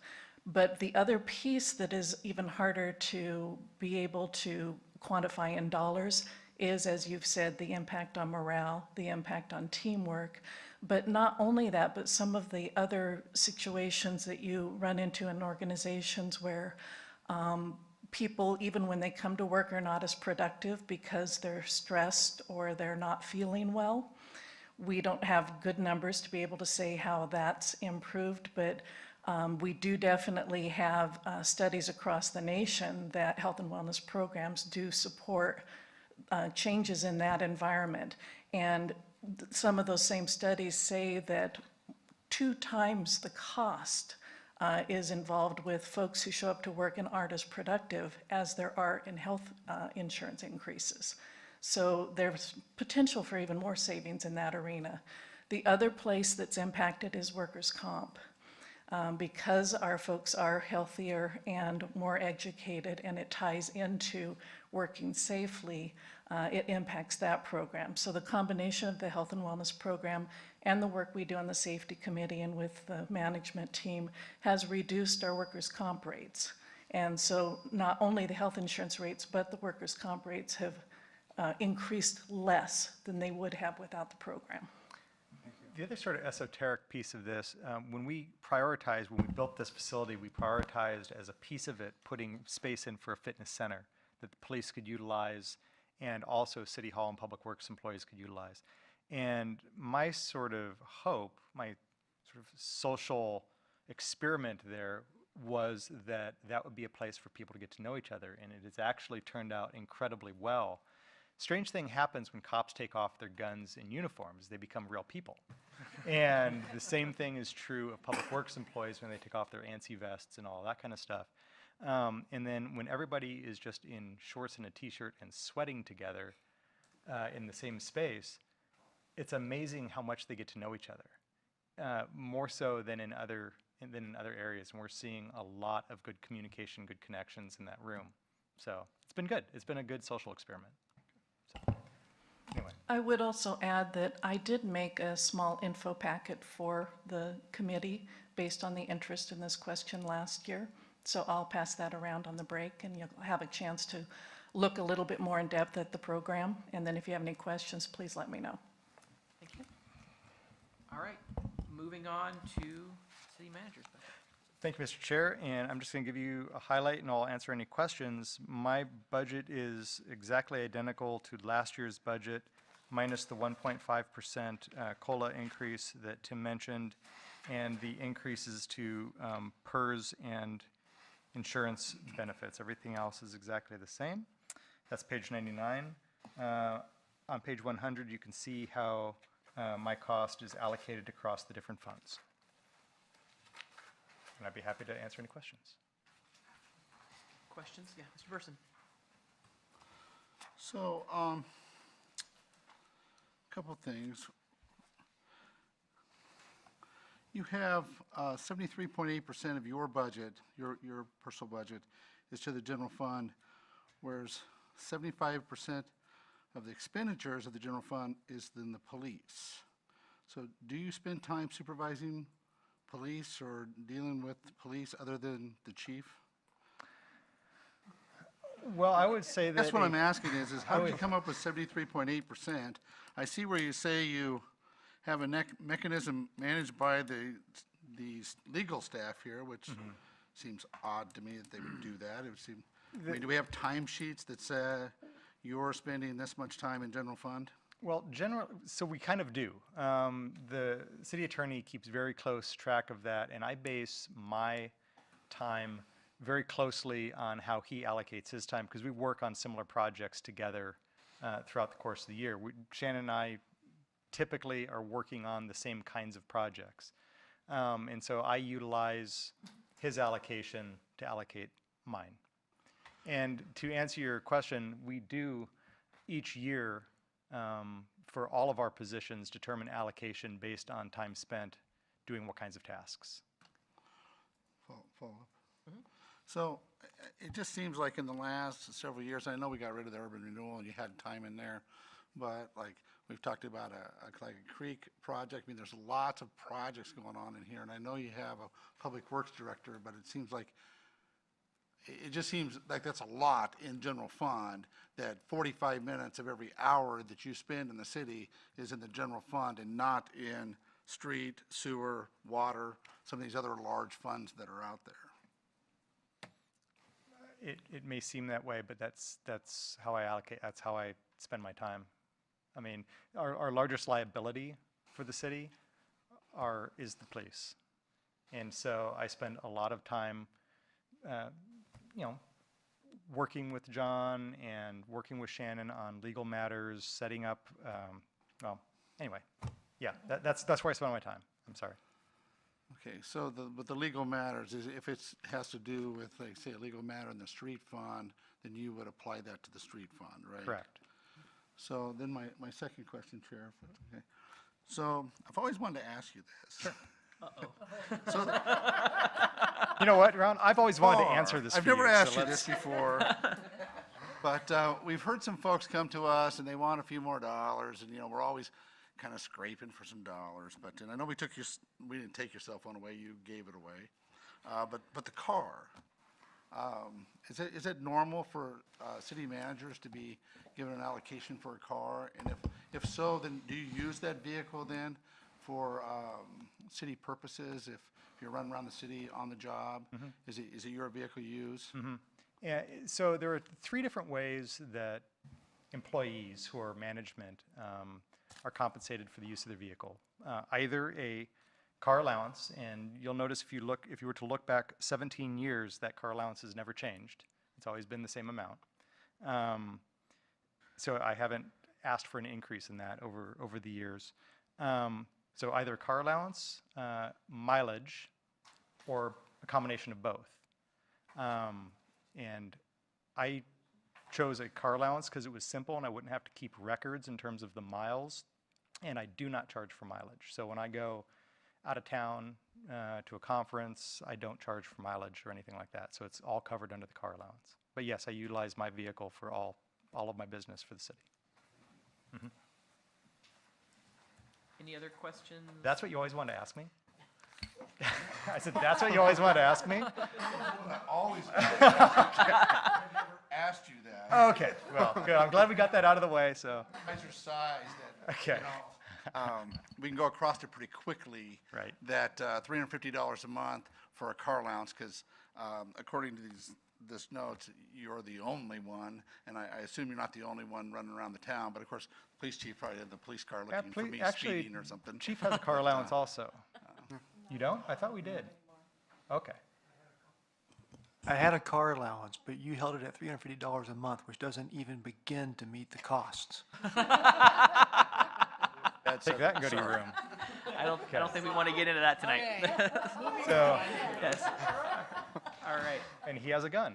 So that's all I have. If there's no other questions, we'll move on to the city attorney budget. Thank you, Mr. Chair and members of the Budget Committee.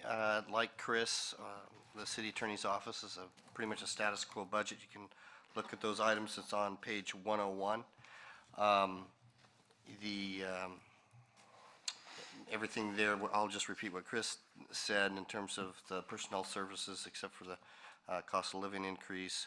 And I think Tim already kind of explained how the wellness one, that always has a bump in it because they budget for maximum use. And the rest of it is virtually status quo, slightly less in materials and service, just by $1,000. My time is on page 102, and it is very exact time. Now, one of the things that may or may not be true for Chris, but I know is true for me, is you will see general fund is 82% of my time, and that's pretty exact time. I have a software program that I keep pretty careful track of my time. However, I would not say that 70-some% of that 82% is police. General fund, and the way this is broken out is just simply general fund, and there's a lot of other things in general fund other than police. And so my time wouldn't track that much. I would probably say I spent at least as much time in community development, for example, as police. And I could break all that out for you if you wanted to eventually, so anticipating any of the committee's questions on that matter. So with that, I'd be happy to answer any questions. Are there any questions for Mr. Johnson? I have just Councilor Freeman. So Shannon, on line 21, legal services, it says it excludes bond counsel costs. Right. So are those just evenly proportioned on different areas that we have bond debt that we're going to pay legal counsel on, or anytime we seek legal on any bond sales, or? I think you'd have to go to Tim for that. Right now, with urban renewal over with, I don't know that we anticipate any bond counsel expenses. If we did, they'd be elsewhere in the budget. That is correct. Okay. All right. Perfect. Thank you. Any other questions? The other legal service that will be elsewhere in the budget is a labor attorney. So. Anything else? Any other questions from this budget? All right. Moving on to the next one. Page 103, city recorder. Oh, yeah. Just one quick comment. Yeah, I just wanted to reiterate, once we're done with each of the different funds, we can go ahead and take a vote and kind of close the book on that fund. But we can always reopen it at the time that the entire budget is being approved. So once we're done with all of the administrative services fund, we can go ahead and have a motion to approve that fund. But when we get to, for instance, like the public works funds, each of those is a separate fund, so we'll have to vote on each one of them. Okay. Okay. So. All right. City recorder, page 103. Thank you. pretty status quo budget, kind of ditto to what Shannon and Chris have both said, increases in the wellness, and that's about it, the retirement. So any questions? There's 2 of us in this department. All right, no questions. We Thank you. will move on to Human Resources on page 111. Sounding like a broken record. Ditto at what everyone else has said. The only difference is you will see on lines 10 and 11, little bit higher increase in personnel services because neither myself nor the one other person in the department are at top step yet. So you'll see a merit step increase projected there. So that's a 3% plus the 1.5. And so any place else in the budget where you see 4.5, that's what's happening is somebody is not at the top step. They become eligible on July 1, and then they also have a COLA. There's no other increases. Everything else is status quo in material services. And our department is funded based on FTE. So when you see the percentages on the right-hand side page, it is based specifically on number of employees in each of those budget areas. Any questions? Questions on Human Resources? Mr. Burson? So you, Michelle, you've been with the city. It will be 10 years in March. It'll be 10 years, so about, yeah. Yeah, So how many steps are there? 10, So this is your final step? yes. I will be at top step as of July 1st, so next year you would only see a COLA if we project one. Thank you. Yeah. Mayor Clark? Thank you, Mr. Chair. On line 15, insurance benefits, last year was budgeted 82.4, and then projected expenditures 66.9, and then even lower this year. Great savings, love it. Where are you? Oh, What? Jeez. Where are you? I'm on the wrong page. My bad. I went to 100. We're on 105. 111 on the paper, but it's Hit the wrong page. Sorry. All right. But I'm going to ask that question on finance. Okay. Get ready. Yeah. Remember what Tim said about staffing changes having an impact on some of those line items too. Any other questions thank you. on That's right. Human Resources? Yes. Yeah, okay, Dr. McGee. I'm looking back on the pie chart on page 77. And the amount of time spent with human resources in sewer and water is rather surprising to me. Why would you spend so much time in the sewer? Oh, goodness. That reflects the number of employees that are allocated to the water budget, our municipal utility workers and the supervisors for that group. Okay. No time in the sewer, if I can help it. Thank you. Are you good? Okay. Ron? So are you the only fund then that just does it on FTE that's inside of the actual fund? But you don't actually track your actual time to how much you're doing human resources for, say, police compared to sewer or water? Tim, I believe, isn't there another? I blend mine between sort of what Shannon does and FTE. So that's why you'll see mine is slightly different than Shannon's, because we reflect what each other is doing, and then I also figure in broad spectrum across the entire organization via FTE. So it's sort of a blended rate. Just to follow up, so it seems like in times when like the police have a contract coming up, or anybody has a contract coming up, it seems like you would spend a lot more time in negotiating that contract than in years that you wouldn't. There definitely is additional time when contract negotiation years come around. That doesn't lessen the amount of time I have to spend with all of the other employees in all the other areas. It's just layered on top. So it is true that using an FTE approach does not reflect where I spend my time. But I think it's the only way we could really project how to budget for human resources, because a lot of the things that we do are not projectable.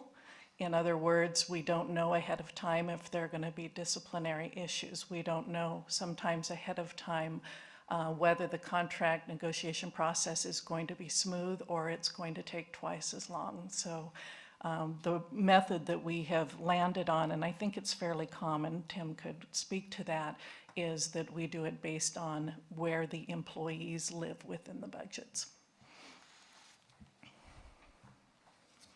All right, any other questions on human resources? Oh, Councilor Ryan. Thank you.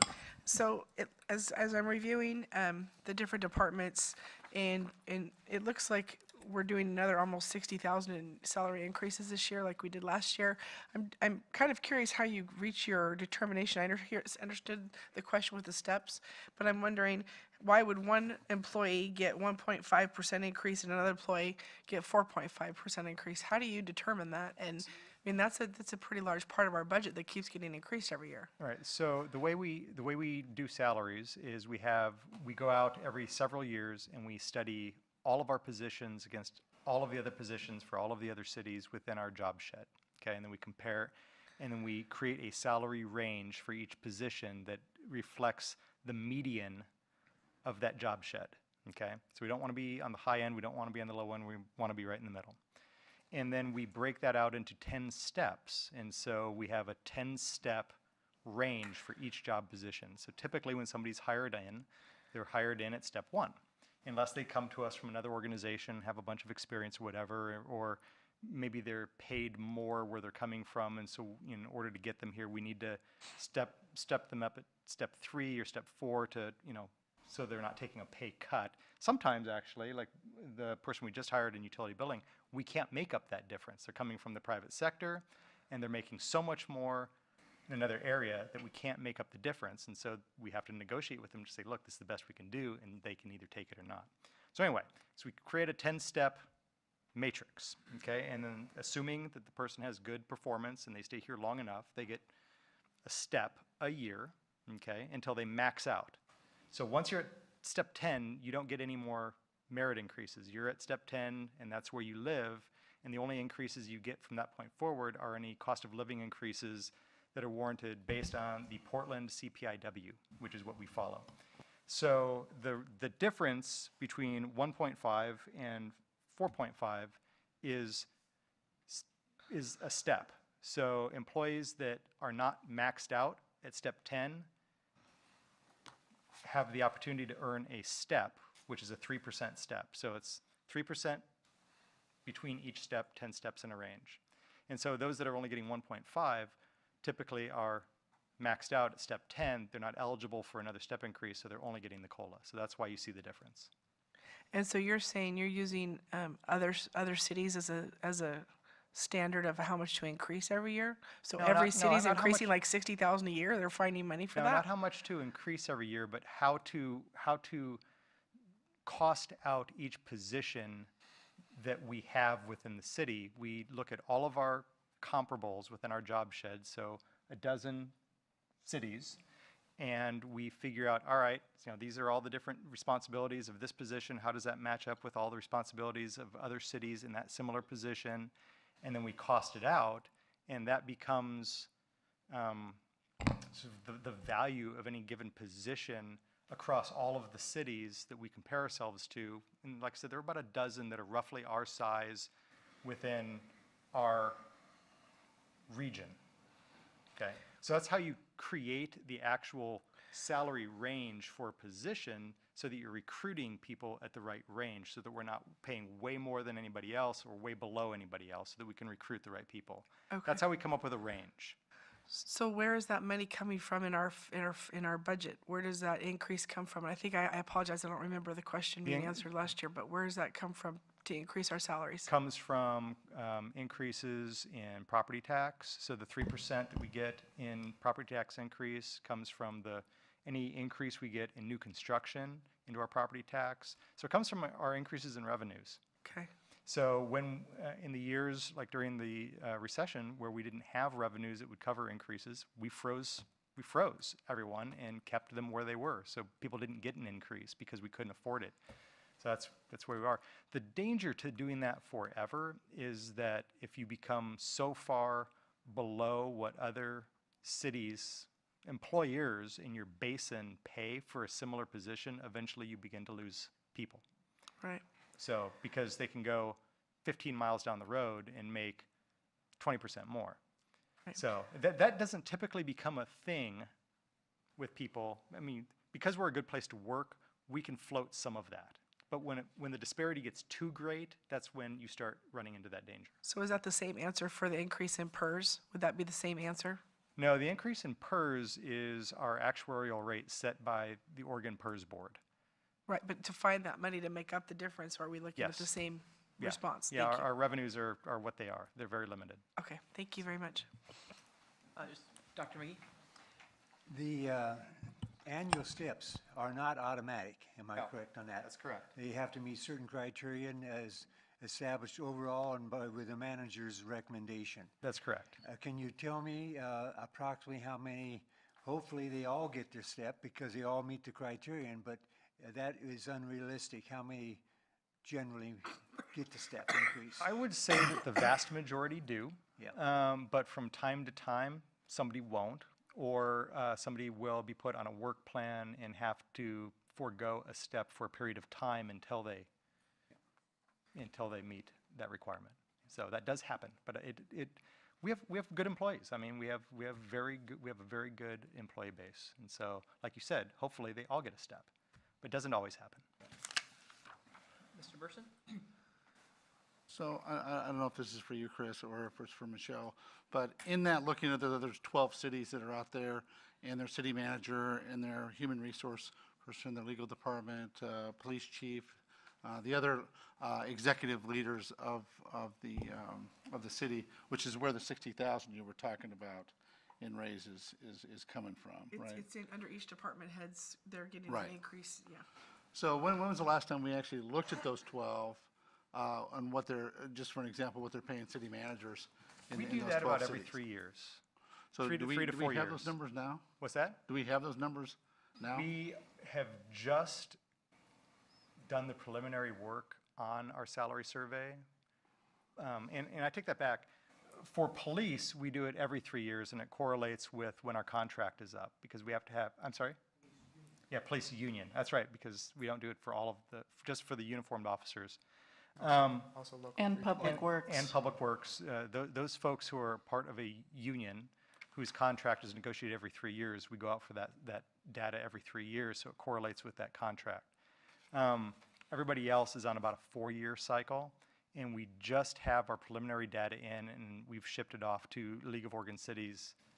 LGPI. I'm sorry, LGPI, housed in League of Oregon Cities, to validate the data. So I don't have those numbers for you yet. But typically, like I said, we shoot for median. I can tell you that we have been giving lower COLAs for the last several years than most of our comparators. So I'm a little nervous as to what that data is going to look like.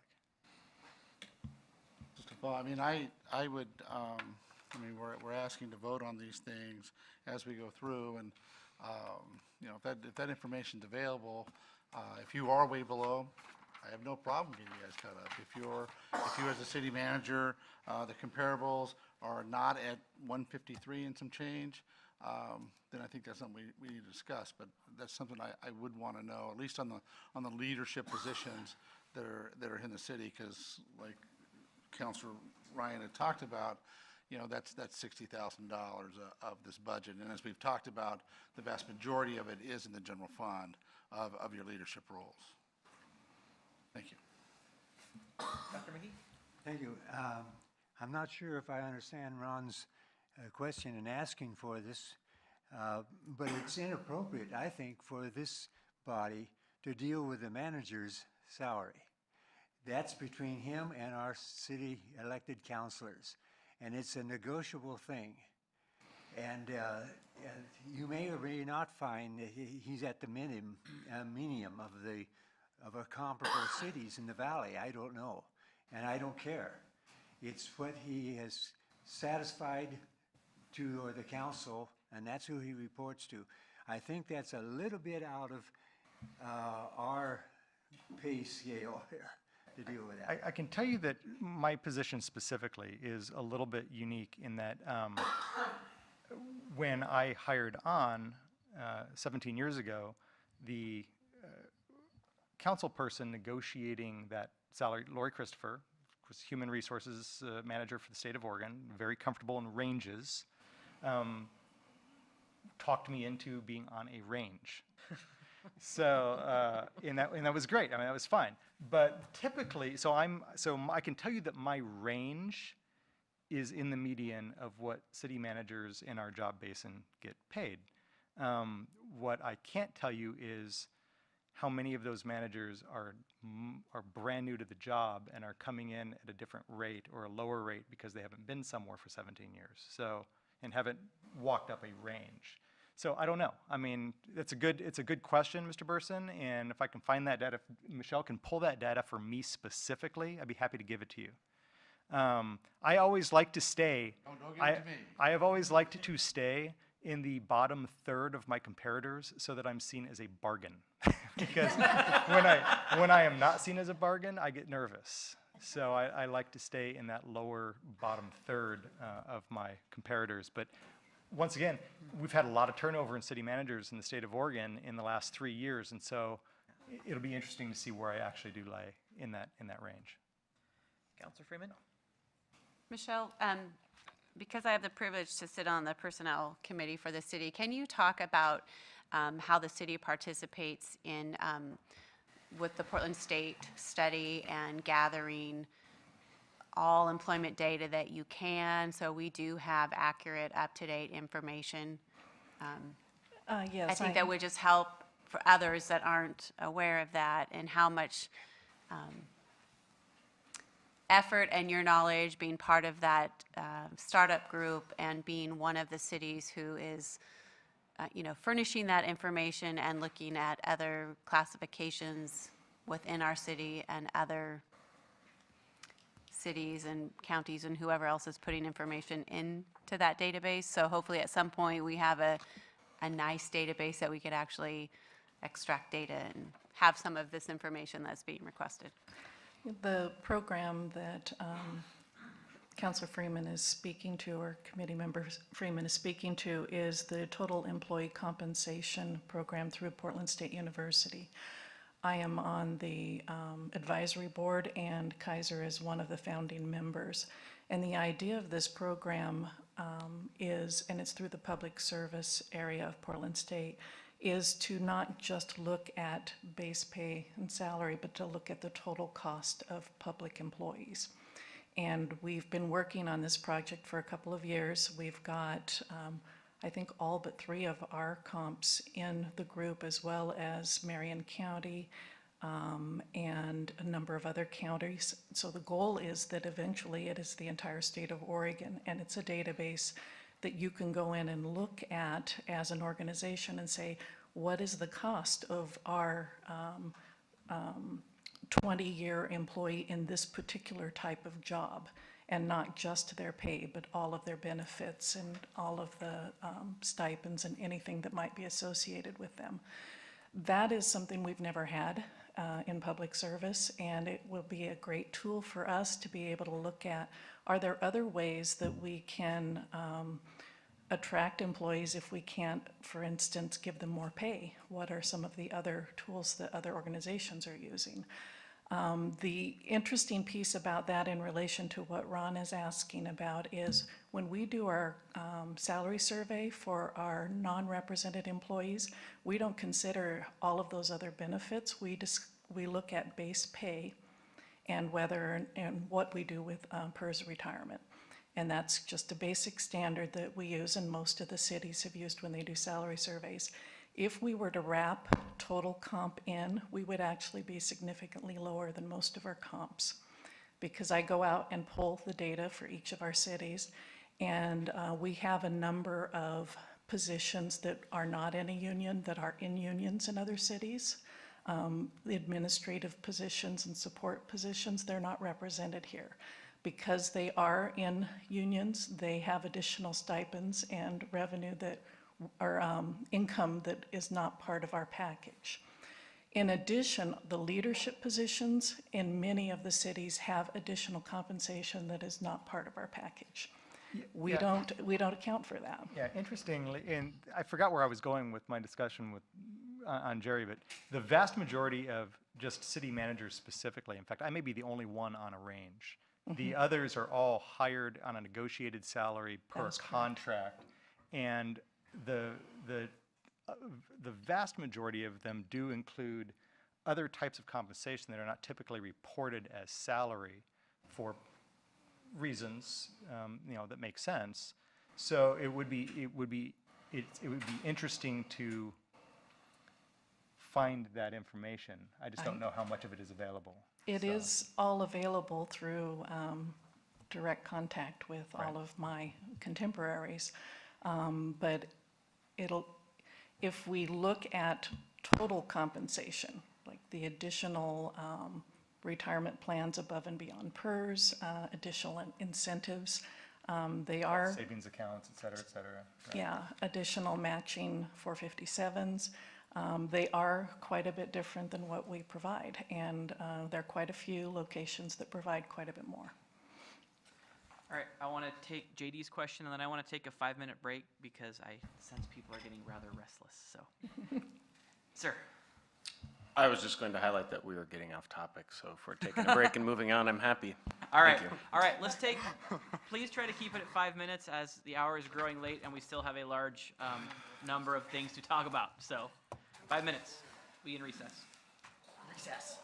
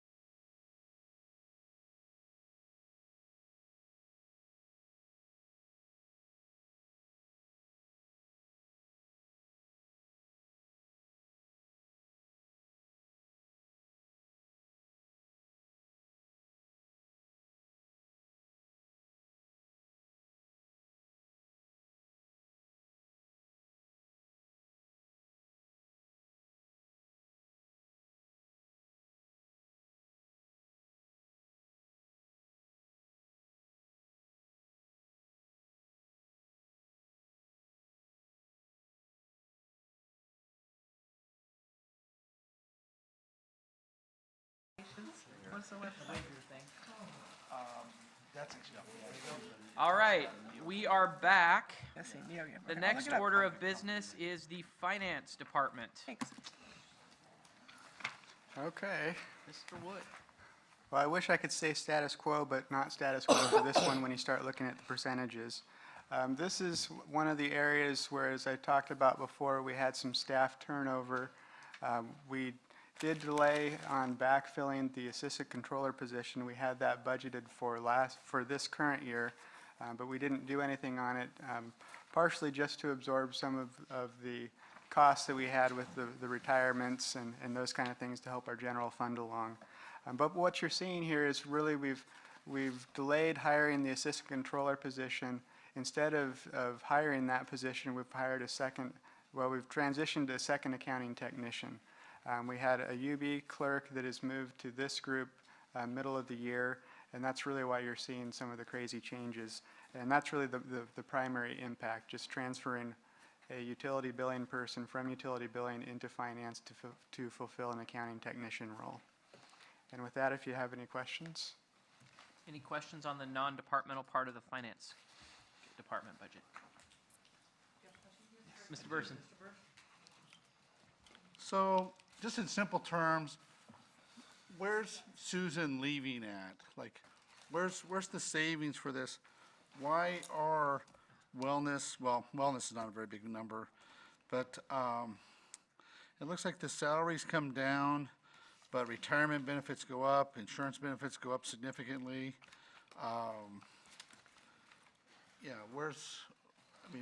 this was a place that I thought we had less, and then your other thing, you say you're down to 10 employees, but we're spending more on retirement, insurance.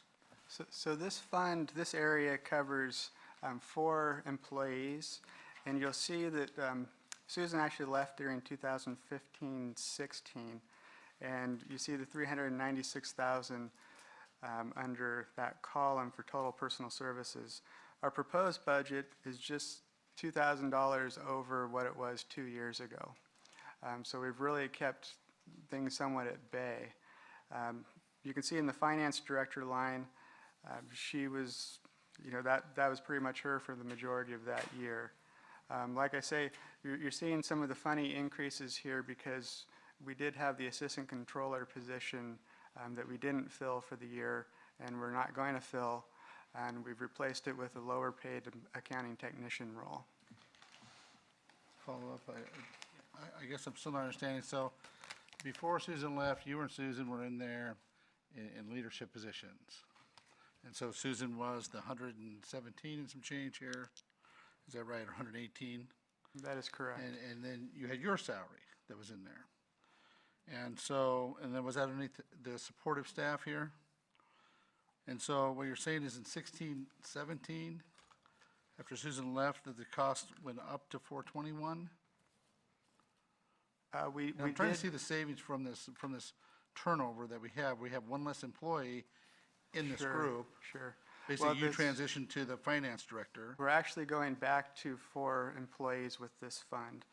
So majority of 2016-17, we were operating with 3 employees. So you're seeing the projected $318,400. That was the projected for this current year. It's going up to $398,600 because we are transitioning a utility billing clerk into an accounting technician role, which is a lower role than the assistant controller role was. So had everything stayed the same, you would probably see a $425,000 to $450,000 2017-18 number. So I should have been on the ball last year to catch the $103,000? Is that what you're saying? Going from 421 to 318? That there was going to be a savings of $103,000 last year? Well, that's the budget to actual. 318. Didn't we go from 396 to 318 when correct. Susan left? Actual, yes. And the 421 was just the budgeted, and that wasn't Correct. spent because the assistant finance or assistant controller wasn't full. That is correct. Right, but I just remember last year we were looking for some money, and if you had budgeted 421 and you only spent 318 in next year. So to add on, like I say, with our general fund, as we talked about at the long-range planning, we typically budget more expenses than we have current resources. This area, by not filling the assistant controller position, is part of that $300,000 to $400,000 of savings that we're always looking for every year. And then the other thing to keep in mind is the allocation. So every dollar that you save or take from here, only 40 cents of it goes to the general fund or is available to hire police officers, for instance. Because the way the cost is allocated across all funds, because finance supports all of the funds of the city, not just the general fund, so. Any other questions on the non-departmental part of the finance department budget? All right, information technology. This fund, this area, from a personal services standpoint, there's really no changes. You're just going to see the step increase and the cost of living increase in addition to the PERS and insurance costs increase. The big excitement really happens down when you start looking at the computer software, computer hardware, specifically the computer hardware. The biggest driver for the large increase is the city's telephone system.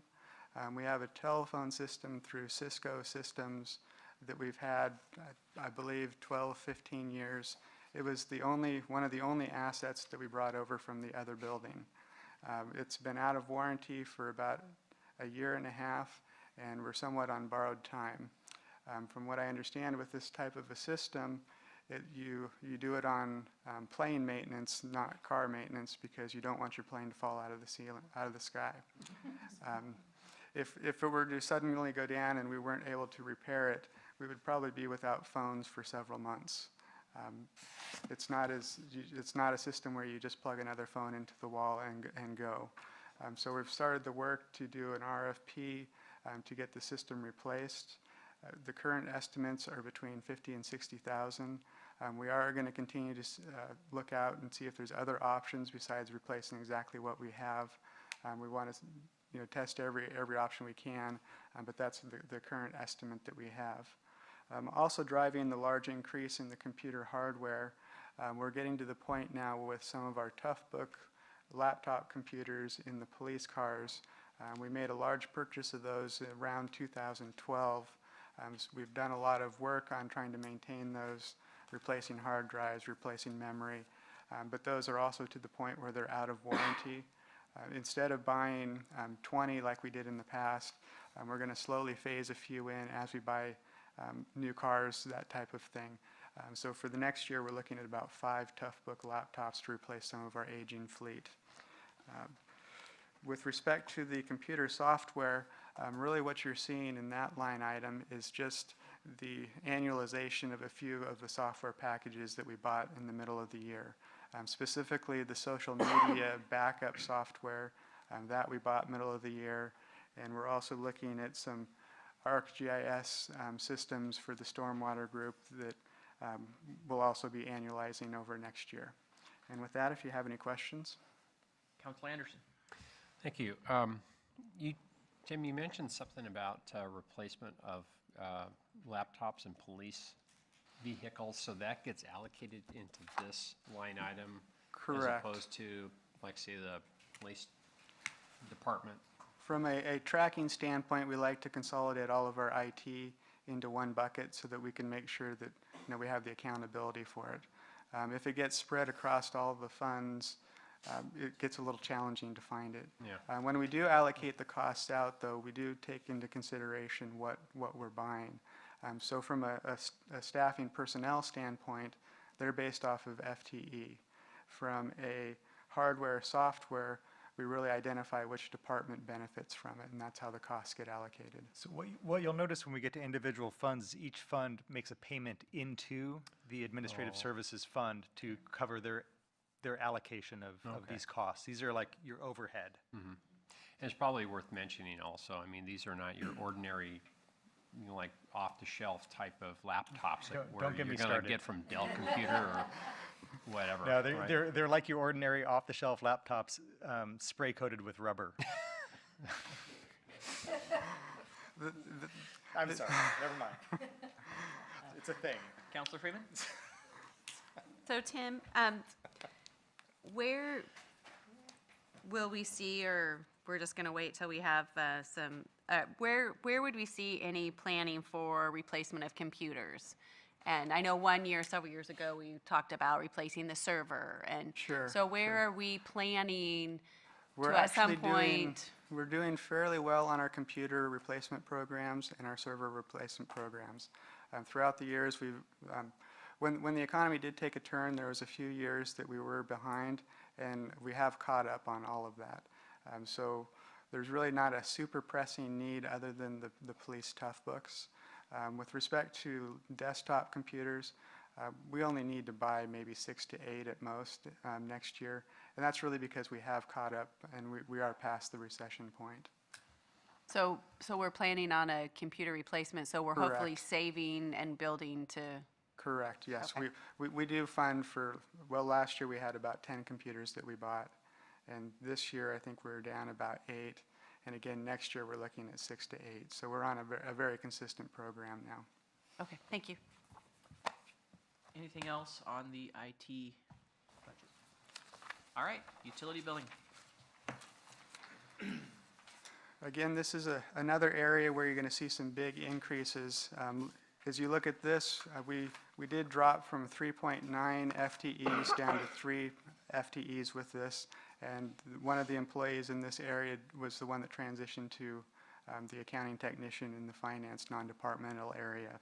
So that's really what's driving all of the changes here that you're seeing. And for this fund, or for this area, it's allocated out really kind of based on the size of the different utility-related funds. So you're seeing it hit sewer, water, and stormwater fund. And with that, if you have any questions. Counselor Freeman? I'm taking over for you, Ron. Thanks. So I noticed this section has overtime, and I believe it's the only section that does excluding police department. Is that correct? That is correct. Well, I mean, there may be another one, but I could have missed it, but. by and large, there's not very much overtime outside of the police department. Okay. Well, And- Public Works has their fair share as well. Okay. And then my other question is on contractual services, which I know is our credit card fees, because you have that notation. But are those negotiable with either our financial institution, an outside provider that's not our financial institution? I mean, I know that you said we have increased online, payments and everything, but this is a good chunk of change that we seem to be paying for that service is and those correct. fees. And I know a lot of it's industry standard, right? And we can't negotiate a 1% if the industry's 2%. I get that, but. Well, we really benefit. We get the utility rate, which is significantly lower than what you would see if you were a retailer. So we're already getting the benefit from that. Part of what you're seeing also here is the online bill pay system costs. So there is a fee, unfortunately, that the city absorbs when people do pay their utility bill through the online bill pay system. That being said, that's also why you're seeing a lower FTE. Mm-hmm. We're not replacing an FTE in this department because that technology is helping us do that work without having to have people to do it. So there is a cost savings there. Counselor Parsons? Thank you. So my question is, when you talk about online billing, I know that a lot of people now are using online billing, so why is the postage and printing still so high? It doesn't look like that's changed at all. Yeah, postage has gone up, that's for sure. We did have some postage increases that have taken effect this year. So for that, we're still seeing a lot of paper costs. I really wish that we could promote the online even more to get people off of the paperless, or to get people to go paperless. Right now, we have, we have about 11,000 roughly accounts that we bill every 2 months. And probably about 1,000 of those are the paper suppressed at this point. So if we could continue to drive that up, that would make me really happy. Thank you.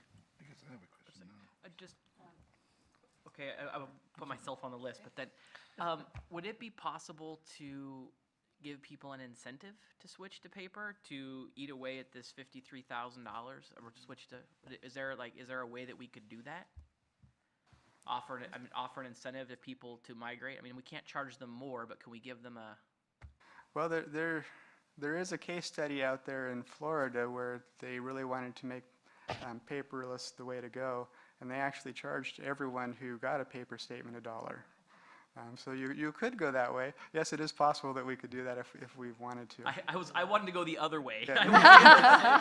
For the record, I was going to go if you got a paper one, you got a $1 off your bill or something. We could definitely work on some kind of system like that. Sure. All right. So I think we had. I didn't see who was actually Ron. Yeah.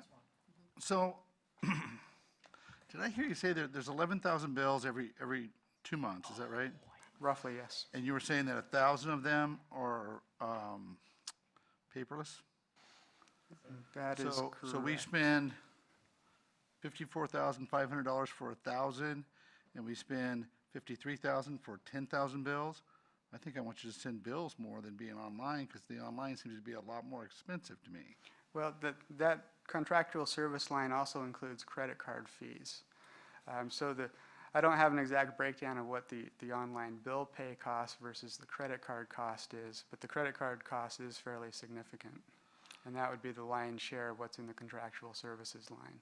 But are people paying their utility bills by paper with credit cards then, too? That is correct.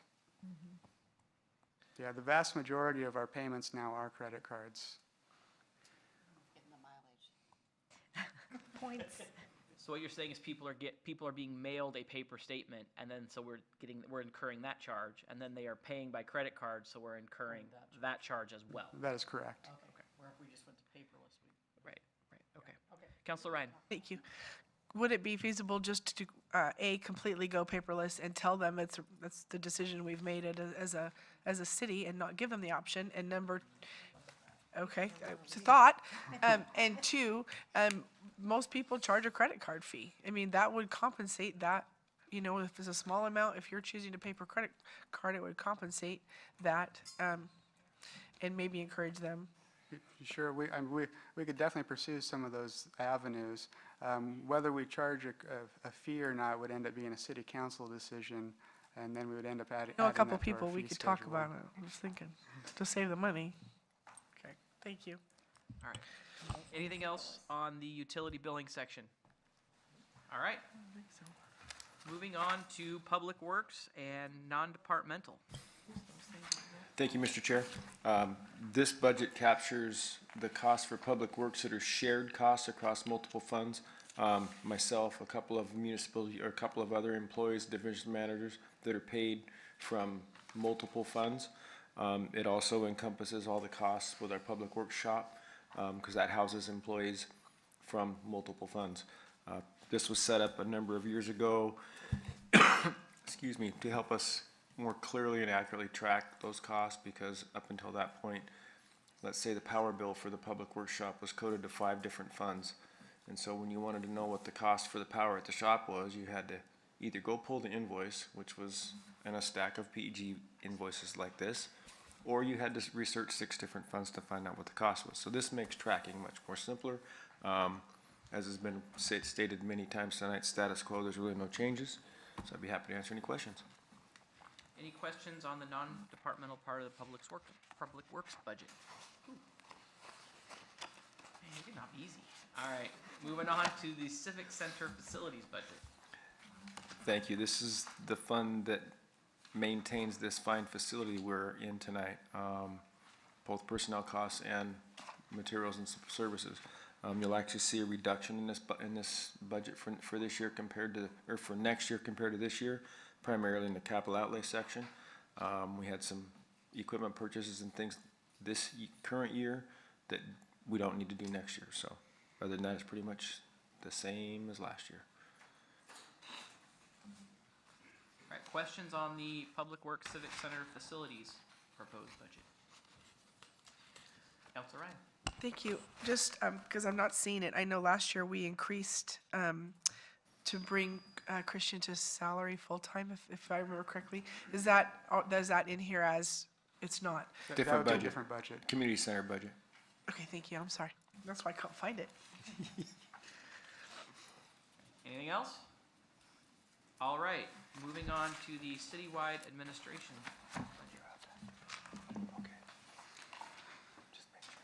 Well, this one really is also a status quo budget. Not a lot of changes. You'll see that postage and printing goes down. We're in the process of doing the citizen survey right now.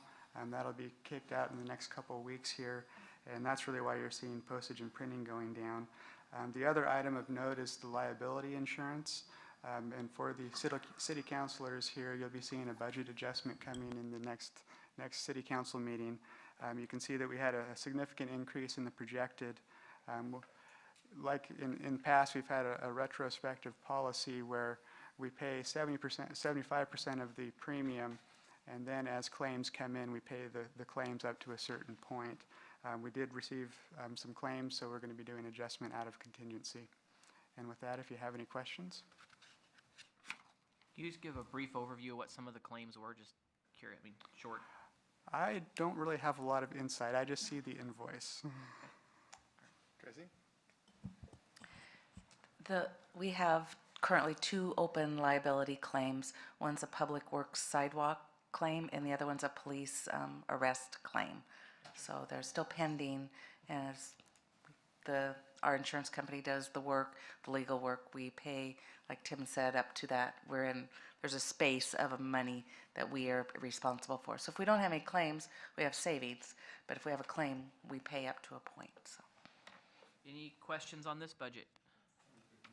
Okay, okay, Dr. McGee first. Okay. On line 18, contractual services, I read someplace that is for music royalties. Now, I understand that we may have to pay some royalties at the out at the park, at the amphitheater. The other royalty would be for the music we play when I'm on hold? You are correct. All right, what is the chances of eliminating that? Why do we have to have music? I have a personal thing on that. The music is not always the best. And frankly, I never have to wait when I call in the city. I get a response very quickly. So $1,200 is certainly not going to make or break our budget, friends, but it is an unnecessary expense, I think. Mr. Chair. Yes. So, Dr. McGee, that does not include the music on hold.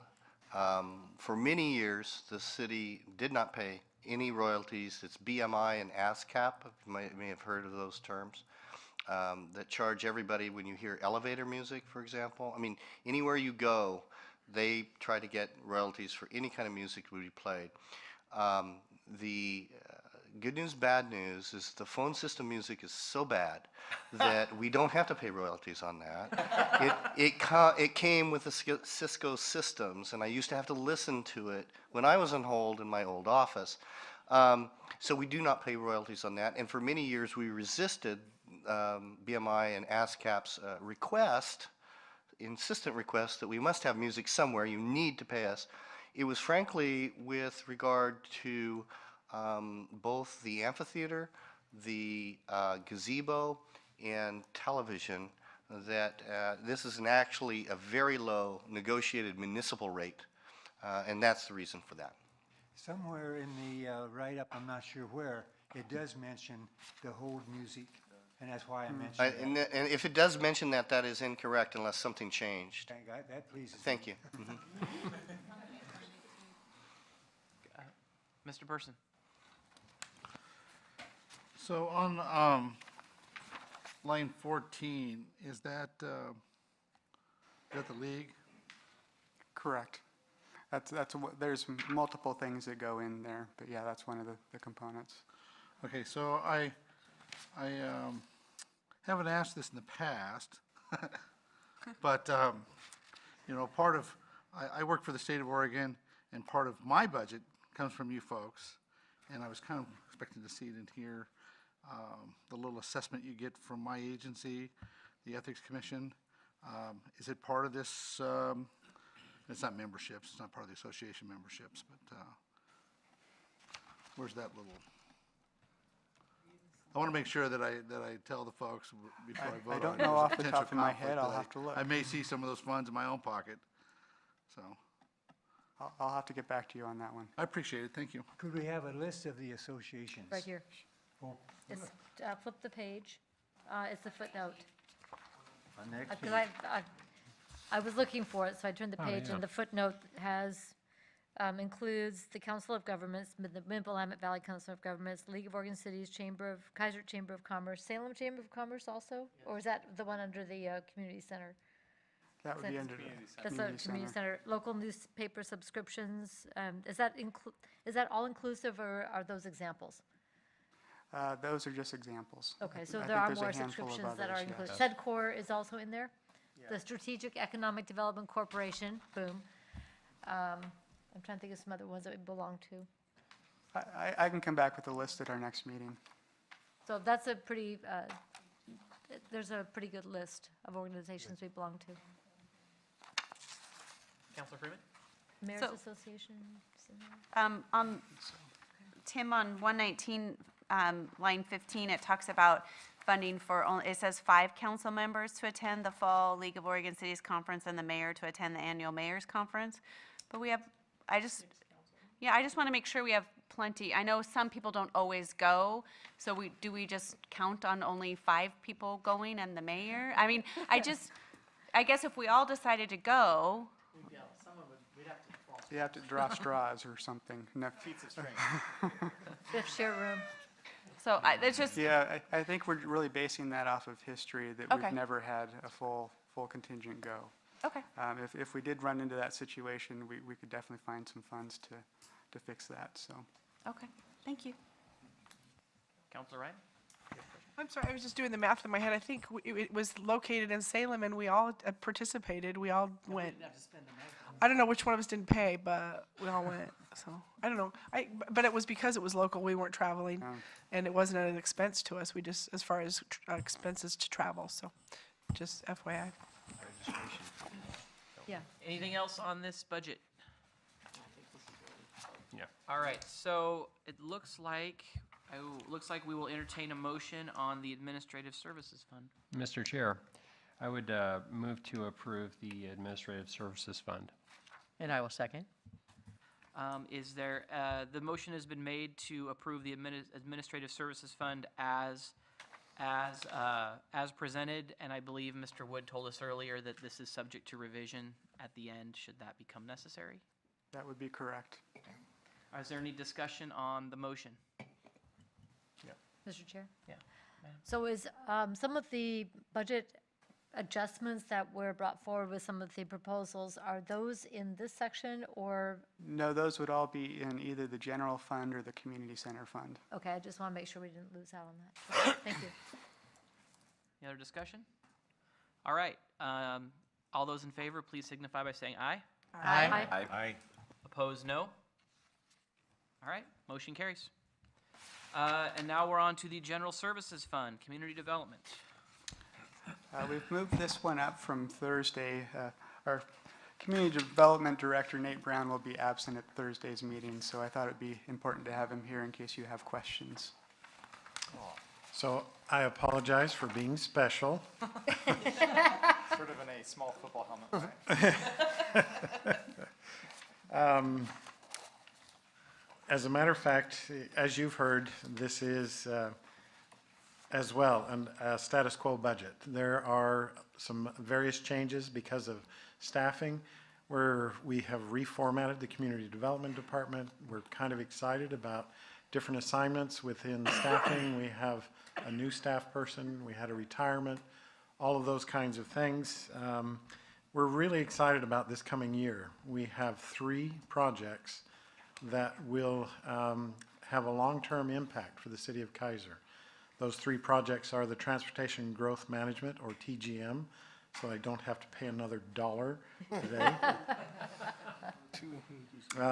And that's our Keizer revitalization projects, where we're basically looking at all of our zoning picture, the fabric of the zoning, the overlay districts, the zoning code, how it applies to River Road as well as Cherry, and try to basically update those and implement a new vision, an updated vision for the city of Keizer, that we can promote mixed-use development, we can promote commercial infill and those kinds of things.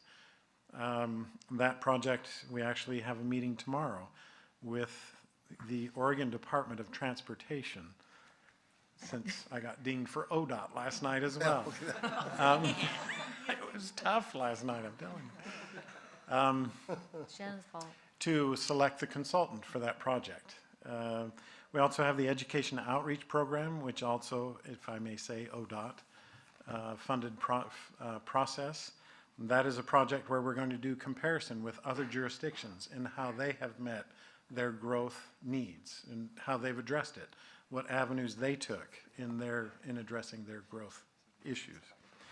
And then we have the Salem-Keizer Area Transportation Study, lovingly known as SCATS. We have an allocation to do the transportation impacts from growth. That is an allocation that is available in October. It does not show up in our budget because we're not exactly sure. It's going to depend on how we get through these other two projects. So we did not put that in this budget because we're not sure of the timing of it. When we get to that point and when we know when we're actually going to do that project, then we will be coming back for that specific authorization on that. These other two projects are, they're not passed through. They are actually funded by ODOT, and so they don't have a direct impact to ours. We have a soft budget match, but not a hard budget match. I just wanted to mention that in our code enforcement process, last year, Ben Crosby is our code enforcement officer. He's fairly new to the city. He's been here 2 years. Last year, he handled almost 2,000 cases. 1796 cases were solid waste, noxious vegetation, tall grass and weeds, those kinds of things, zoning and housing issues. 126 of them, though, were direct involvement with police department issues and cases. Ben has a great asset. He provides great support for the police department and is working very well with the department, and I think is providing great assistance. We are trying to create the structure within our department that we give him good administrative support so that we can leverage his skills and his ability as much as possible. Other than that, honestly, except for the differences in the staffing and those kinds of things, it is a status quo budget. So I noticed that most of the other directors got 1.5% increases, and you only get 1.4. Are they pre-dinging you for your use of acronyms, or? Well, then I want credit for that. With Nate, we rounded down. Fair enough. Are there any questions on the Community Development Fund? Ron? So, on page 150, the $70,000 for the land use analysis. Great. It looks like it wasn't done in this last year, and you're pushing it to the next year, so that same $70,000 that we had budgeted in the current budget will be pushed into the next budget? Yeah, thanks for bringing that up. That $70,000 is, when we get through these studies, we are going to have to do a site suitability analysis for the question of, are we going to actually expand the UGB? And how do we qualify? And what are the criteria for that? So that is, over the years, I've been squirreling away a few $1,000s every year for the case that when we get through these 3 projects, we will hire a consultant that will be able to put to bed the question of the UGB. That's my fantasy, but that's the line item that you see. So. Other questions on the Community Development Fund? And just so you know, that is possible that we're going to carry that over one more year, but Okay. only one. Is that the same thing with postage? Because it looks like we approved 3,000, you only spent 1,000, but you put 3,000 in this budget. For postage? We're gonna go back to mailing more? Well, honestly, we keep that level in case that we have to do a Measure 50 notice. It costs us about, by a Measure 50 notice, if we have a general zoning change that affects citywide, then we've got to send a notice to every citizen in the city. And so the statute requires this notice. We keep that in reserve just in case that has to happen. And typically as you can see, our expenses are much less than that. Our expenses are for the usual notices for subdivisions, partitions, conditional uses, where we have to actually physically mail a notice to everybody within 250 feet of any land use action. So that's our ongoing stuff, but every once in a while, there may be a super notice kind of requirement. And you know, you're like one of my favorite city people. So, did you check the numbers here, going from 1,000 to 3,000, being 200%?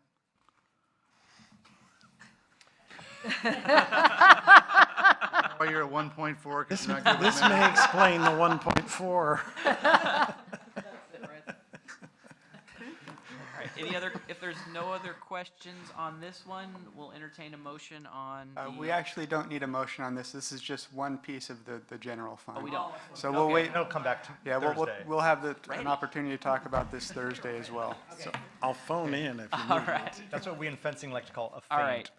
We're going to get into the public works funds now, and my understanding is we need a motion on each one of these Correct. as we go through. All right, so the first one is streets. Thank you, Mr. Chair. A few changes in this fund from last year, from the current year. I'm sorry, I keep saying last year, and it's this year. Tim touched on this earlier tonight. There is some funding in the street fund for an additional employee, although it's only 5% of that employee's expenses. That employee will be shared between the water fund at 70% and 25% in the storm fund. Currently we have a classification of municipal utility worker 1. We anticipate this position to be somewhere between a municipal utility worker 0.5 and 0.75. What I mean is, it's less qualifications required than our current lowest position. This will be a true entry-level position to get somebody on board that we can train, that has the skill to know what a shovel is, know what a broom is, can drive a vehicle. They're not going to be required to have state certifications like our current MU1s. Something we've, yeah, I use the term labor because I don't have a better term. I don't really like that term, but somebody that can float between the needs within the different divisions in the department on any given day and provide assistance, provide, that other person on a job. Excuse me. It's something I've talked with my folks about for about 2 years now in planning on what we need, and they've finally decided that this was the preferred option as opposed to a regular municipal utility worker 1. So, oh, excuse me again. Doesn't really affect the street fund a whole lot because only 5% of the wages come out of this fund, but I want to point that out, that it is included. Really about the only other change you'll see on line 24, a loan of $2 million. That's to fund the Dearborn Bridge project. At this point, included in the budget, that'll be an inter-fund loan from the Transportation Improvement Fund, which we'll get to in a few minutes. Call it a gap loan until we know exactly what the project's going to cost, have all the costs identified, then we'll convert that gap loan to a traditional bank financing debt for the street fund. Really the only other changes you'll see on line 65, we didn't do any resurfacing in this current fiscal year. Should have been done last summer, but for various reasons, the bid package didn't get ready to go out until July. Kind of late to put a bid for paving out in July. All the contractors are already busy. So we just kind of bunched last summer, carry those funds into this year, or for next year, and increase the package a little bit. Also, we're able to use some of those funds that were carried over and put them in the unanticipated expenses line item, line 69 on page 122. You'll see that's a pretty good sized number, and that's done intentionally because it encompasses a contingency for the capital outlay section of the street fund budget of about $171,000. But it also encompasses a $200,000 commitment to fund portion of a new traffic signal at the Keizer Transit Center. The city's obligated to participate in that project. Street fund will pay for that. I don't know what that number's gonna be total, what our total obligation's going to be yet. I know it's gonna be more than $200,000, but I saw an opportunity to put some money aside so that I don't get caught short in future budgets, okay? When we wanna do a Delight Street, for instance, and we need to pay the transit center, I recognize that between this current fiscal year and next fiscal year, I had an opportunity to, I will say, save some money and earmark those for future expenses. So that line includes that, and also $250,000 allocation for potential improvements in the area B of Keizer Station. We may have to do some improvements out there. The street fund would be the one that would be paying for that. And again, the opportunity presented itself to kind of set that money aside. If it becomes reality in this fiscal year, the money's available in the unanticipated line to allocate for those expenses. So with that, I'd be happy to answer any questions. Questions on the street fund? Councilor Ryan. Thank you. Page 123, can you explain to me the service fund charge, because it's an increase of 30,000 this year, and last year it went down 15,000, so I just don't understand what it is. I can go ahead and address that one. Thank you, Tim. So if you look at the budgeted 2016-17, compared to the projected 2016-17, it dropped 15,000.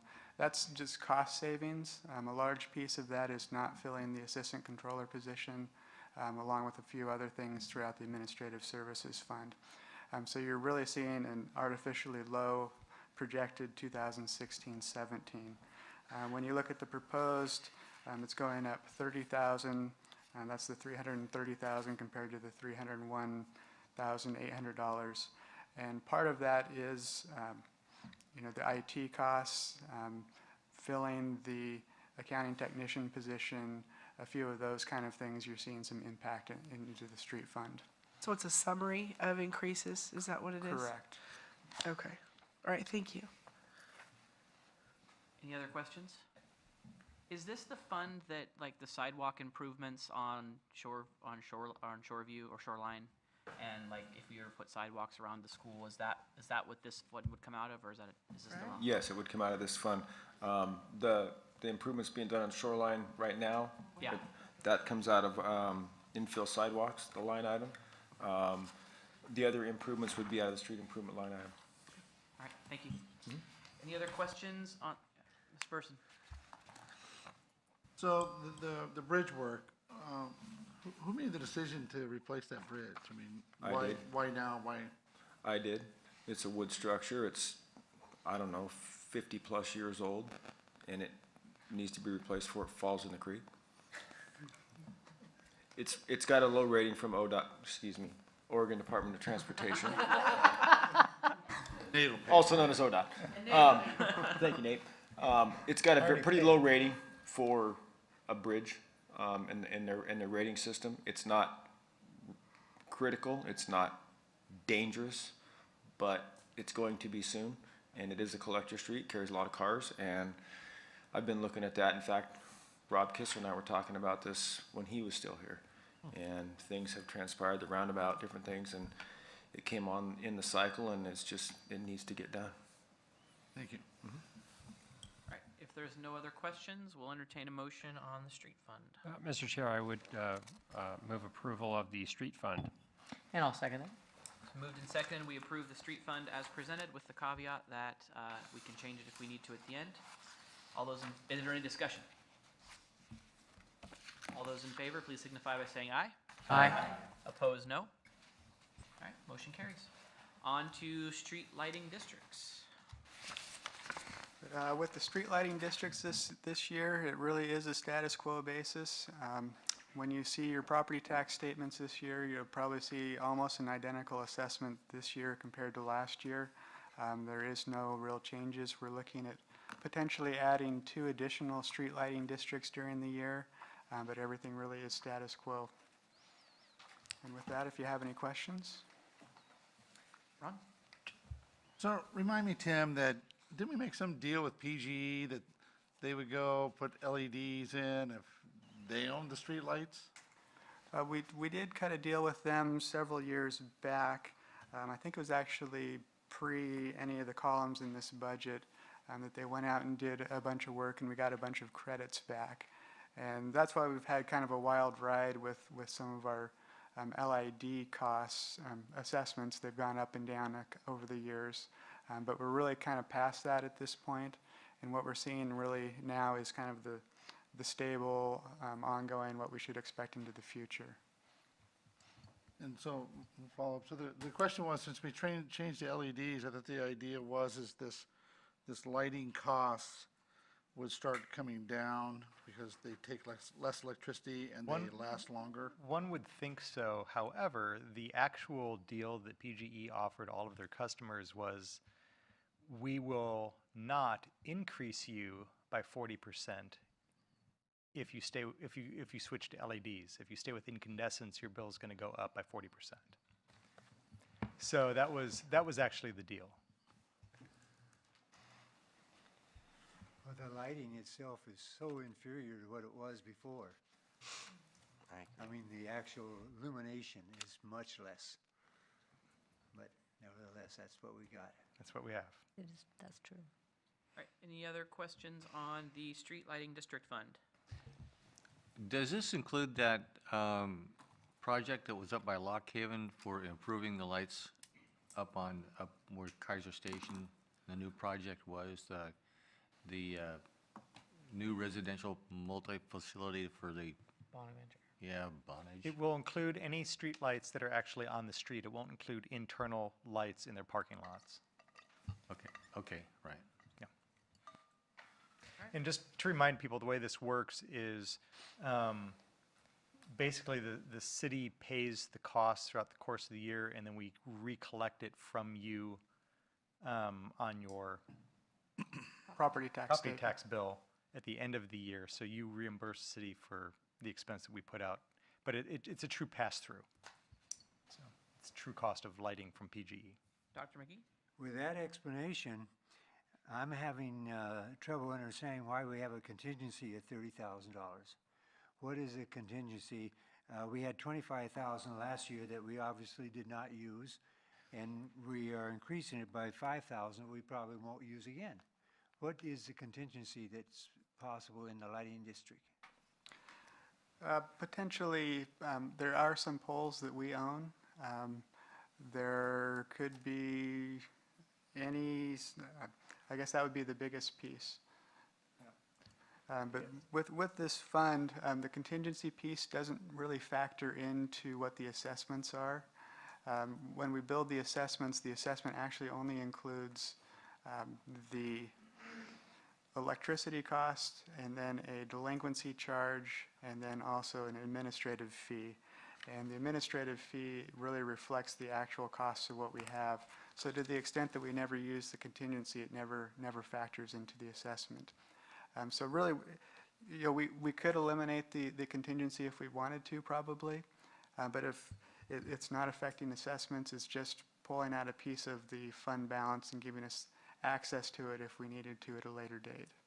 So really, it's just kind of a safety net insurance. Do we need it? No, not necessarily. Is it impacting people's assessments? No. Well, all the contingency plans it's like an insurance policy. It's not worth anything to the moment you need it. And I understand that. It's like funding But a fire when we department. get towards the end of our work here and we start looking for places to pick money, that's one place I want us to return to. Well, with this fund, we wouldn't be able to use this to buy a police officer. This really is limited to the street lighting fund itself. So to the extent that there's not costs that we want to allocate it to in this fund, we couldn't use it for another fund.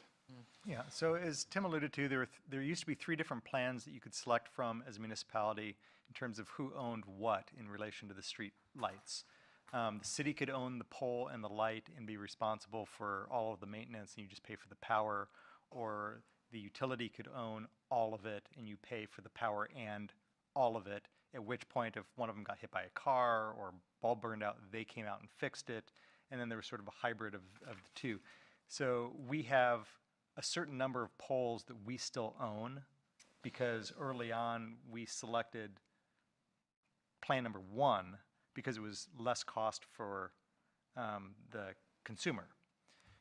So the contingency is related to if we have to replace a bulb, if a car runs into a pole and knocks it over, and it's one of the ones that we own, we have to pay to replace it and put it up and pay for the work. So that's why that exists. However, isn't that insured? No, not. Our comprehensive policy does not cover the replacement of poles if a car runs into it. No.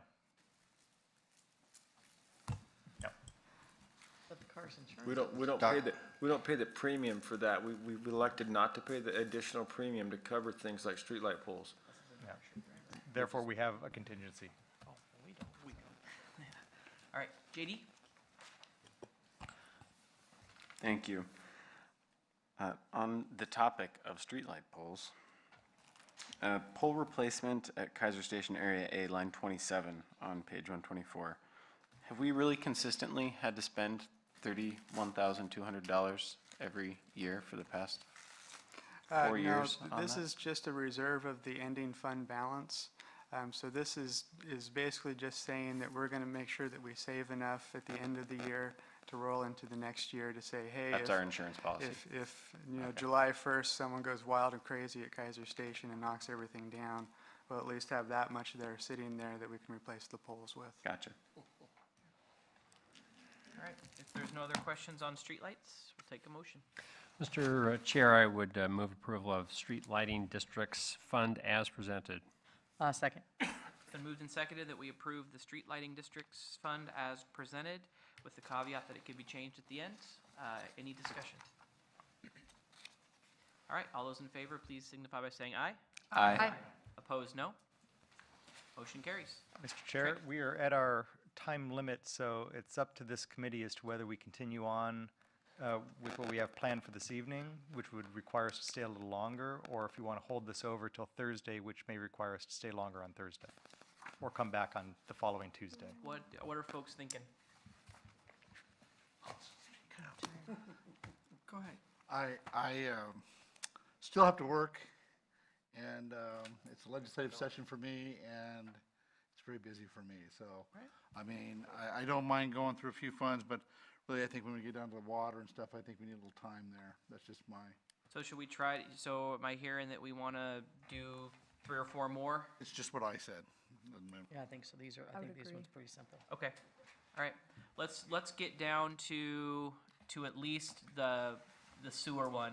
Let's get through the next 3 and then see where we are. So, okay. All right. Transportation improvements. Thank you. This fund, revenues come from transportation systems development fees paid by developers for new homes, apartments, commercial businesses. Those fees are generated on a per trip basis, and there's an adopted manual that says for this type of business you pay this many trips and it's so much a trip, so on and so forth.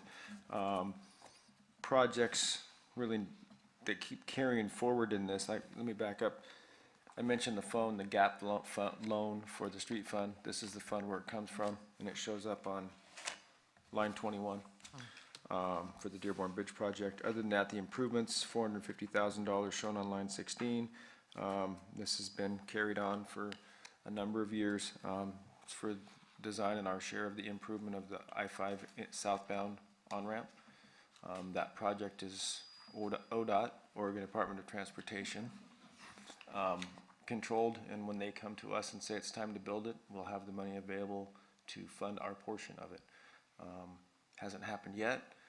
I've said this for 5 years, and I'll probably say it for another 3 or 4. But it truly is in their responsibility, and they're the ones that will drive when it's built, so. No pun intended, as Chris said. And with that, I'd be happy to answer any questions. Any questions on the Transportation Improvement Fund? Ron? Okay, so going back to that bridge, I know we did the circle because the cow farm kind of had some apartments hanging around there. No, Are we fixing the bridge because they want apartments? no. The roundabout was planned long before there was ever discussion about apartments on that property, long before. Okay, it was planned years in advance of that. It just happened to get built and come to fruition when they came in with their application.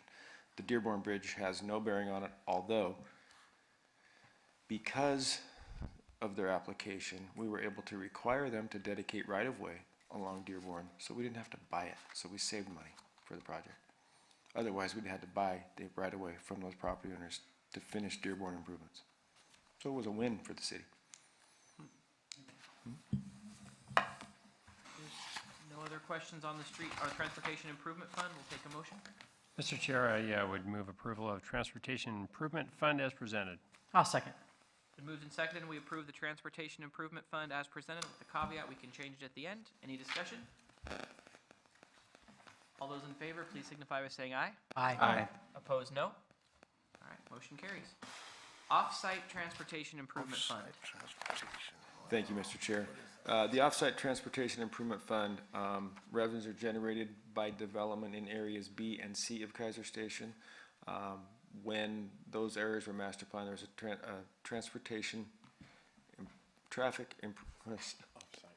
off-site transportation done by Transportation Improvement Analysis. What that says is for certain types of development in areas B and C, they pay X amount of money to do improvements that aren't part directly of their development. For instance, that plan calls for an additional right turn lane on Lock Haven at 14th, westbound Lock Haven turning north onto 14th. That'll be the first project we do from this fund, and in fact, I would expect that will happen probably in fiscal year 18-19. We have already had discussions with the property owner on the corner about the needs for right-of-way and additional property there. He's very willing to work with us. He actually came to us initially because he wanted to he heard about the project, the potential, it's a duplex, owned it, felt like he needed to put some money in the building, in the units to keep them rentable, wanted to know what our plans were. We assured him what our plans were, that we wouldn't have to take down half the duplex or buy the whole property. We just needed part of the ground on the corner.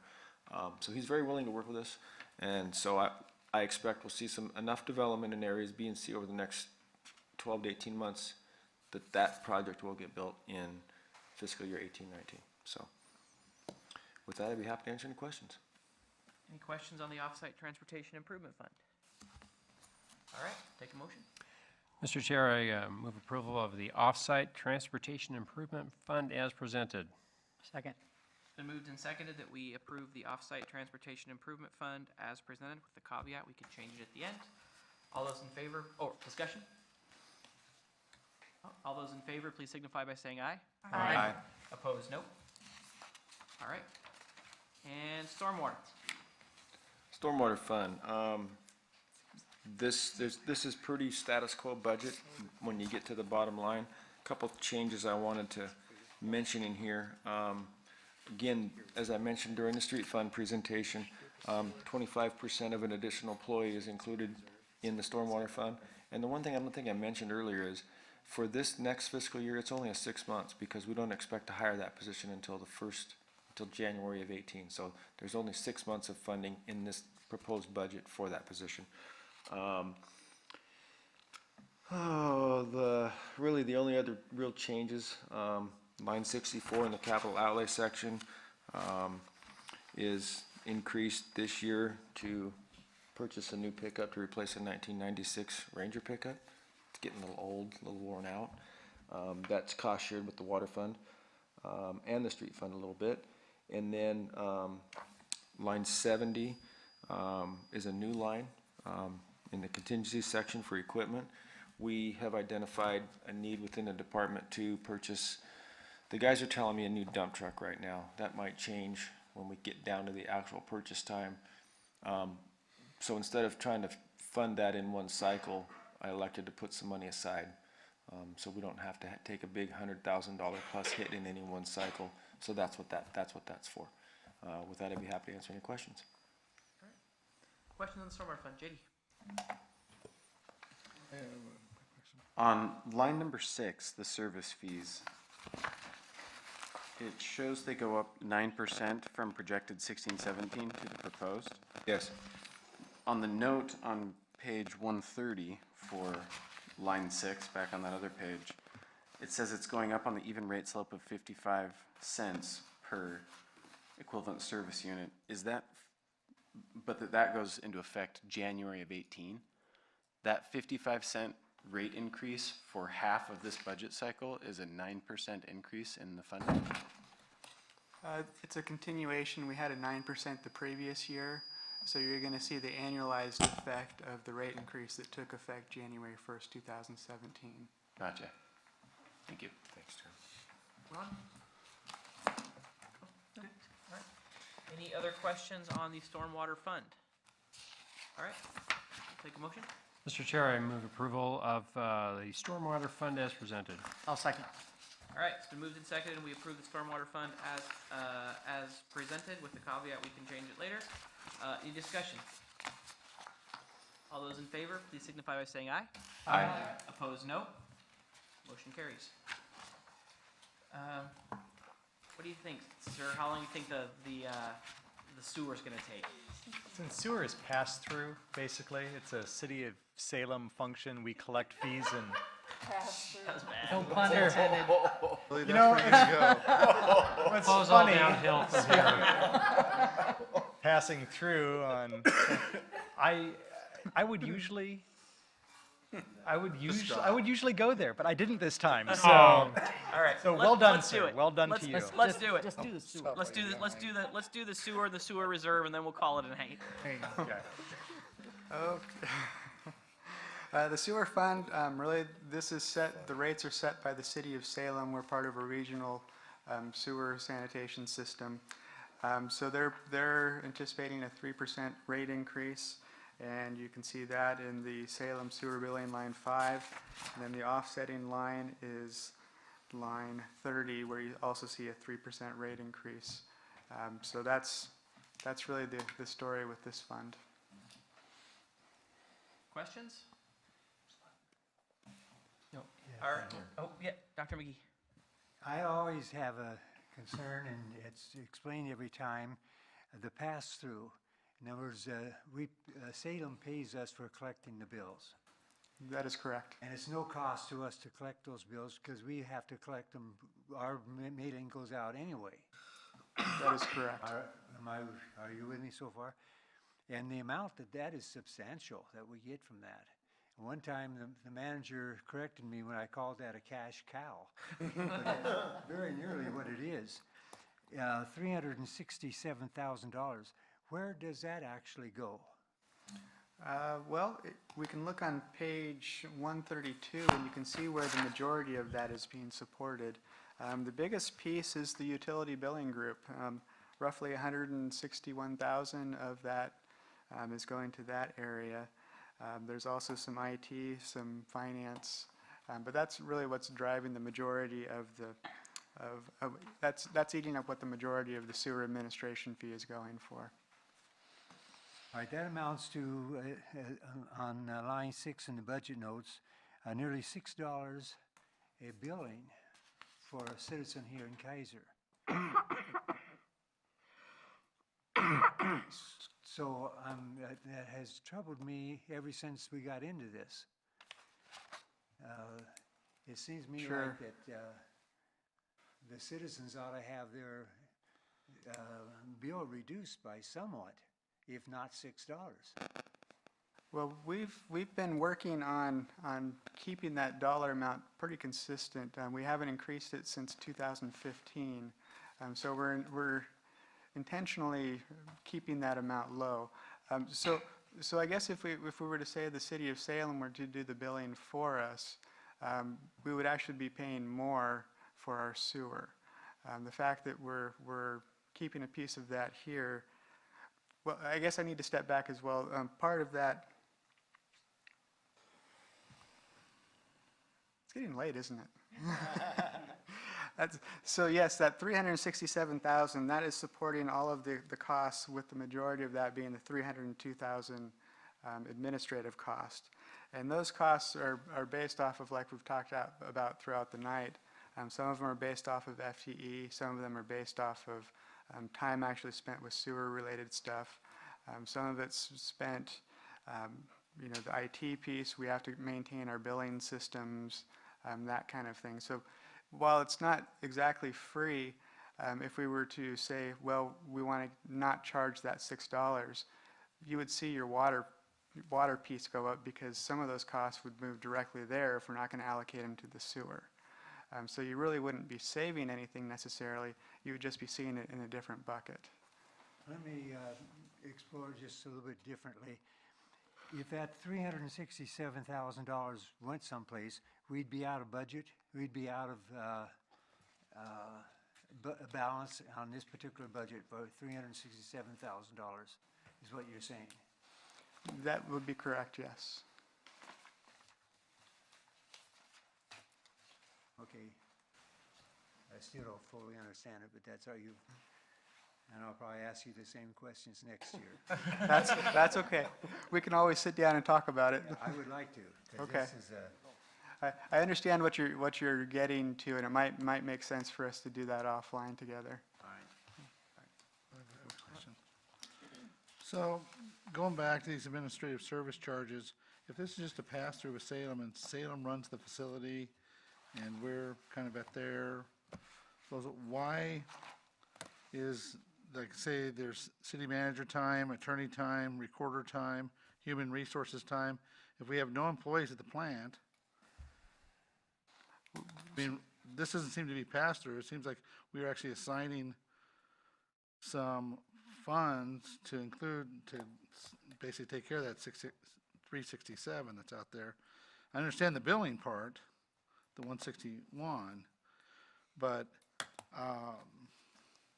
finance at 68,000, information systems, we're doing the IT systems for them. That would be a lot of the billing. The billing? Billing piece, correct.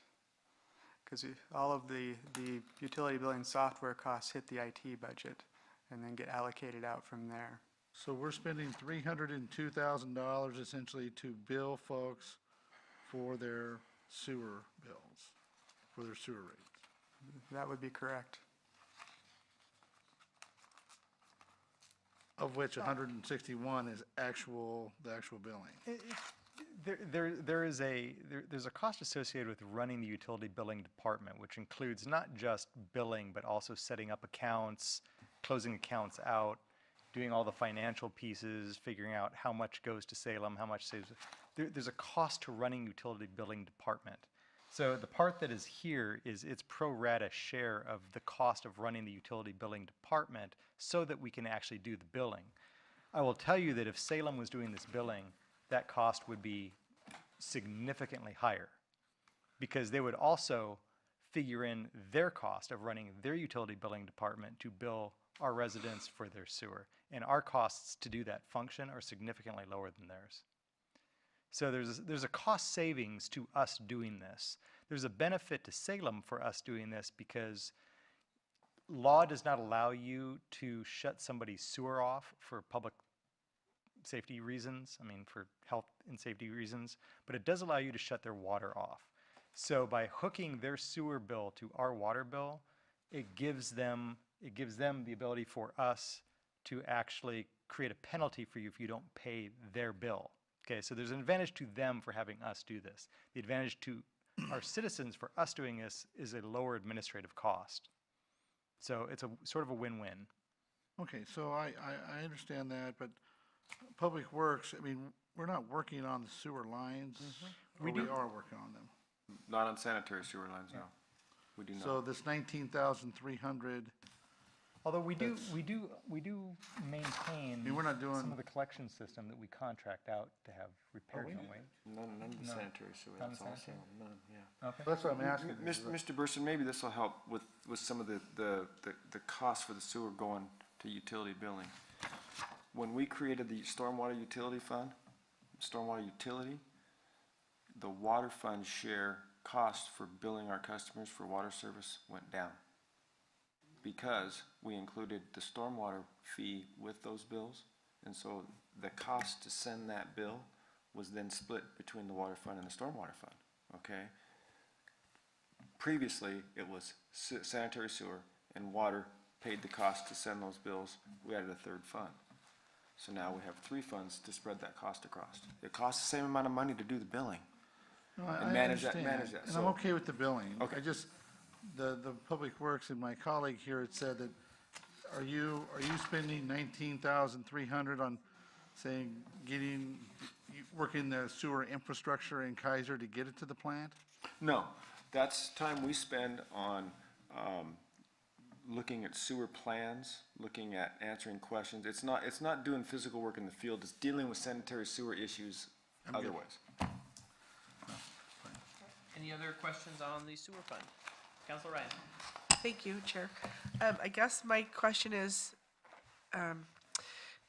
if I'm looking at like finance utility billing, which is its own separate entity, and you're doing the billing and everything, it's almost like we're double billing, but it's more money. And I'm sure I'm just misunderstanding it, but can you see my question? Utility billing would just include the 3 employees now that are part of the utility billing process, and then the associated postage, mailing, Right, printing kind of costs. The finance group is 4 different people, so they're not the same people. so And- is utility billing twice? Not exactly. The finance group does different things. We prepare the cash deposits that go to the bank. We reconcile the accounts. We do, yeah, we work with the auditors where the utility billing group doesn't But necessarily. is that the same department, Tim, that's this billing that we're talking about? I mean, it's all into one department? Because So we don't the- have 2 utility billing departments. No, we don't. So the utility billing group overall is a fairly large budget. I mean, we just went through it a while back, so I don't have the number right in front of me, but it's. I'm just trying to It's see just it an separate. I don't see it allocation of separate. those You have one, costs. you have one cost and each utility is paying a piece of it. This is the sewer's piece of that one cost. It's not the same cost being billed twice. It's like 1/3 of the whole cost. Of that cost? Yeah. Okay, thank you. Bill? Yes. The city, though, does handle the infrastructure of the water, Yes. the stormwater, and the sewer within the city properties. We handle the water, the stormwater, and not the sanitary sewer.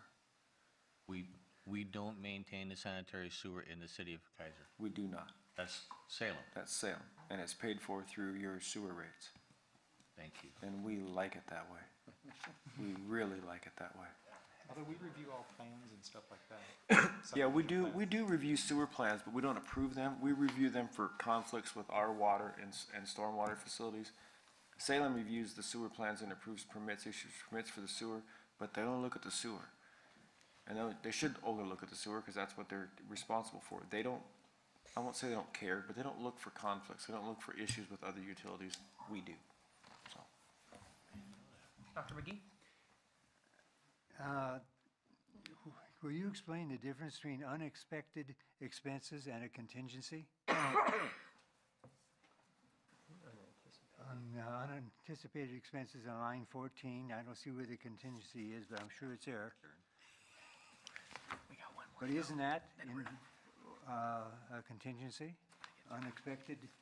How else do you define a contingency? Are you on page 133?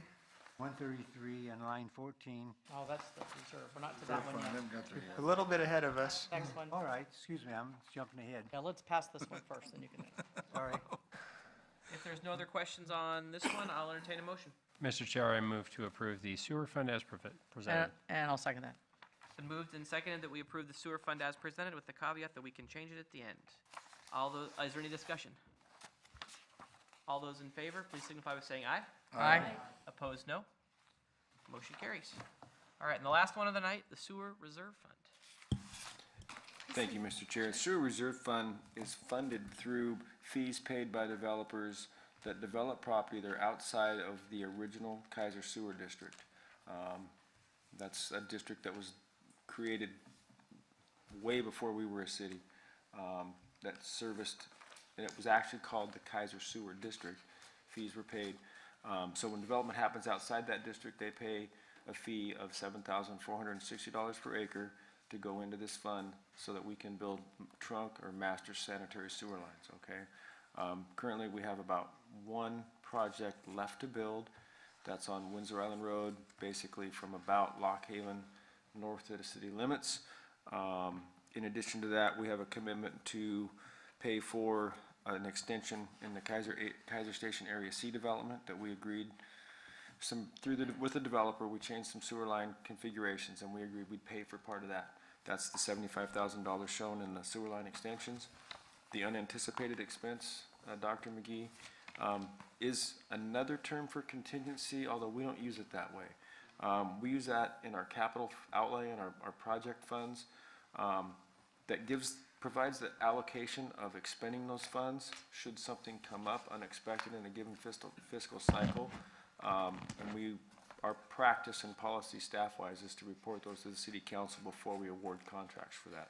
So you'll see that in funds like the Sewer Reserve Fund, the Park Improvement Fund, that have a balance there that may have something come up in a given fiscal cycle that we need to spend money on or want to spend money on. And so we've gone with the term unanticipated expense, like a contingency, but it's not a true contingency.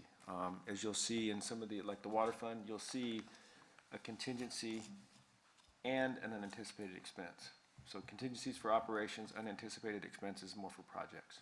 So, does that answer your question? I guess so, for now at least. Okay. Questions on the Sewer Reserve Fund? All right, is there a motion? Mr. Chair, I move to approve the sewer reserve fund as presented. Second. Moved and seconded, and we approve the Sewer Reserve Fund as presented with the caveat that we can change it at the end. Any discussion? All those in favor, please signify by saying aye. Aye. Opposed, no. All right, motion carries. And looks like we are done for the evening. Thank you all for sticking with us a little bit longer. And next time we have a few small ones like parks, police, and water. So see you all on Thursday at 6. Thank you. We are adjourned. You too.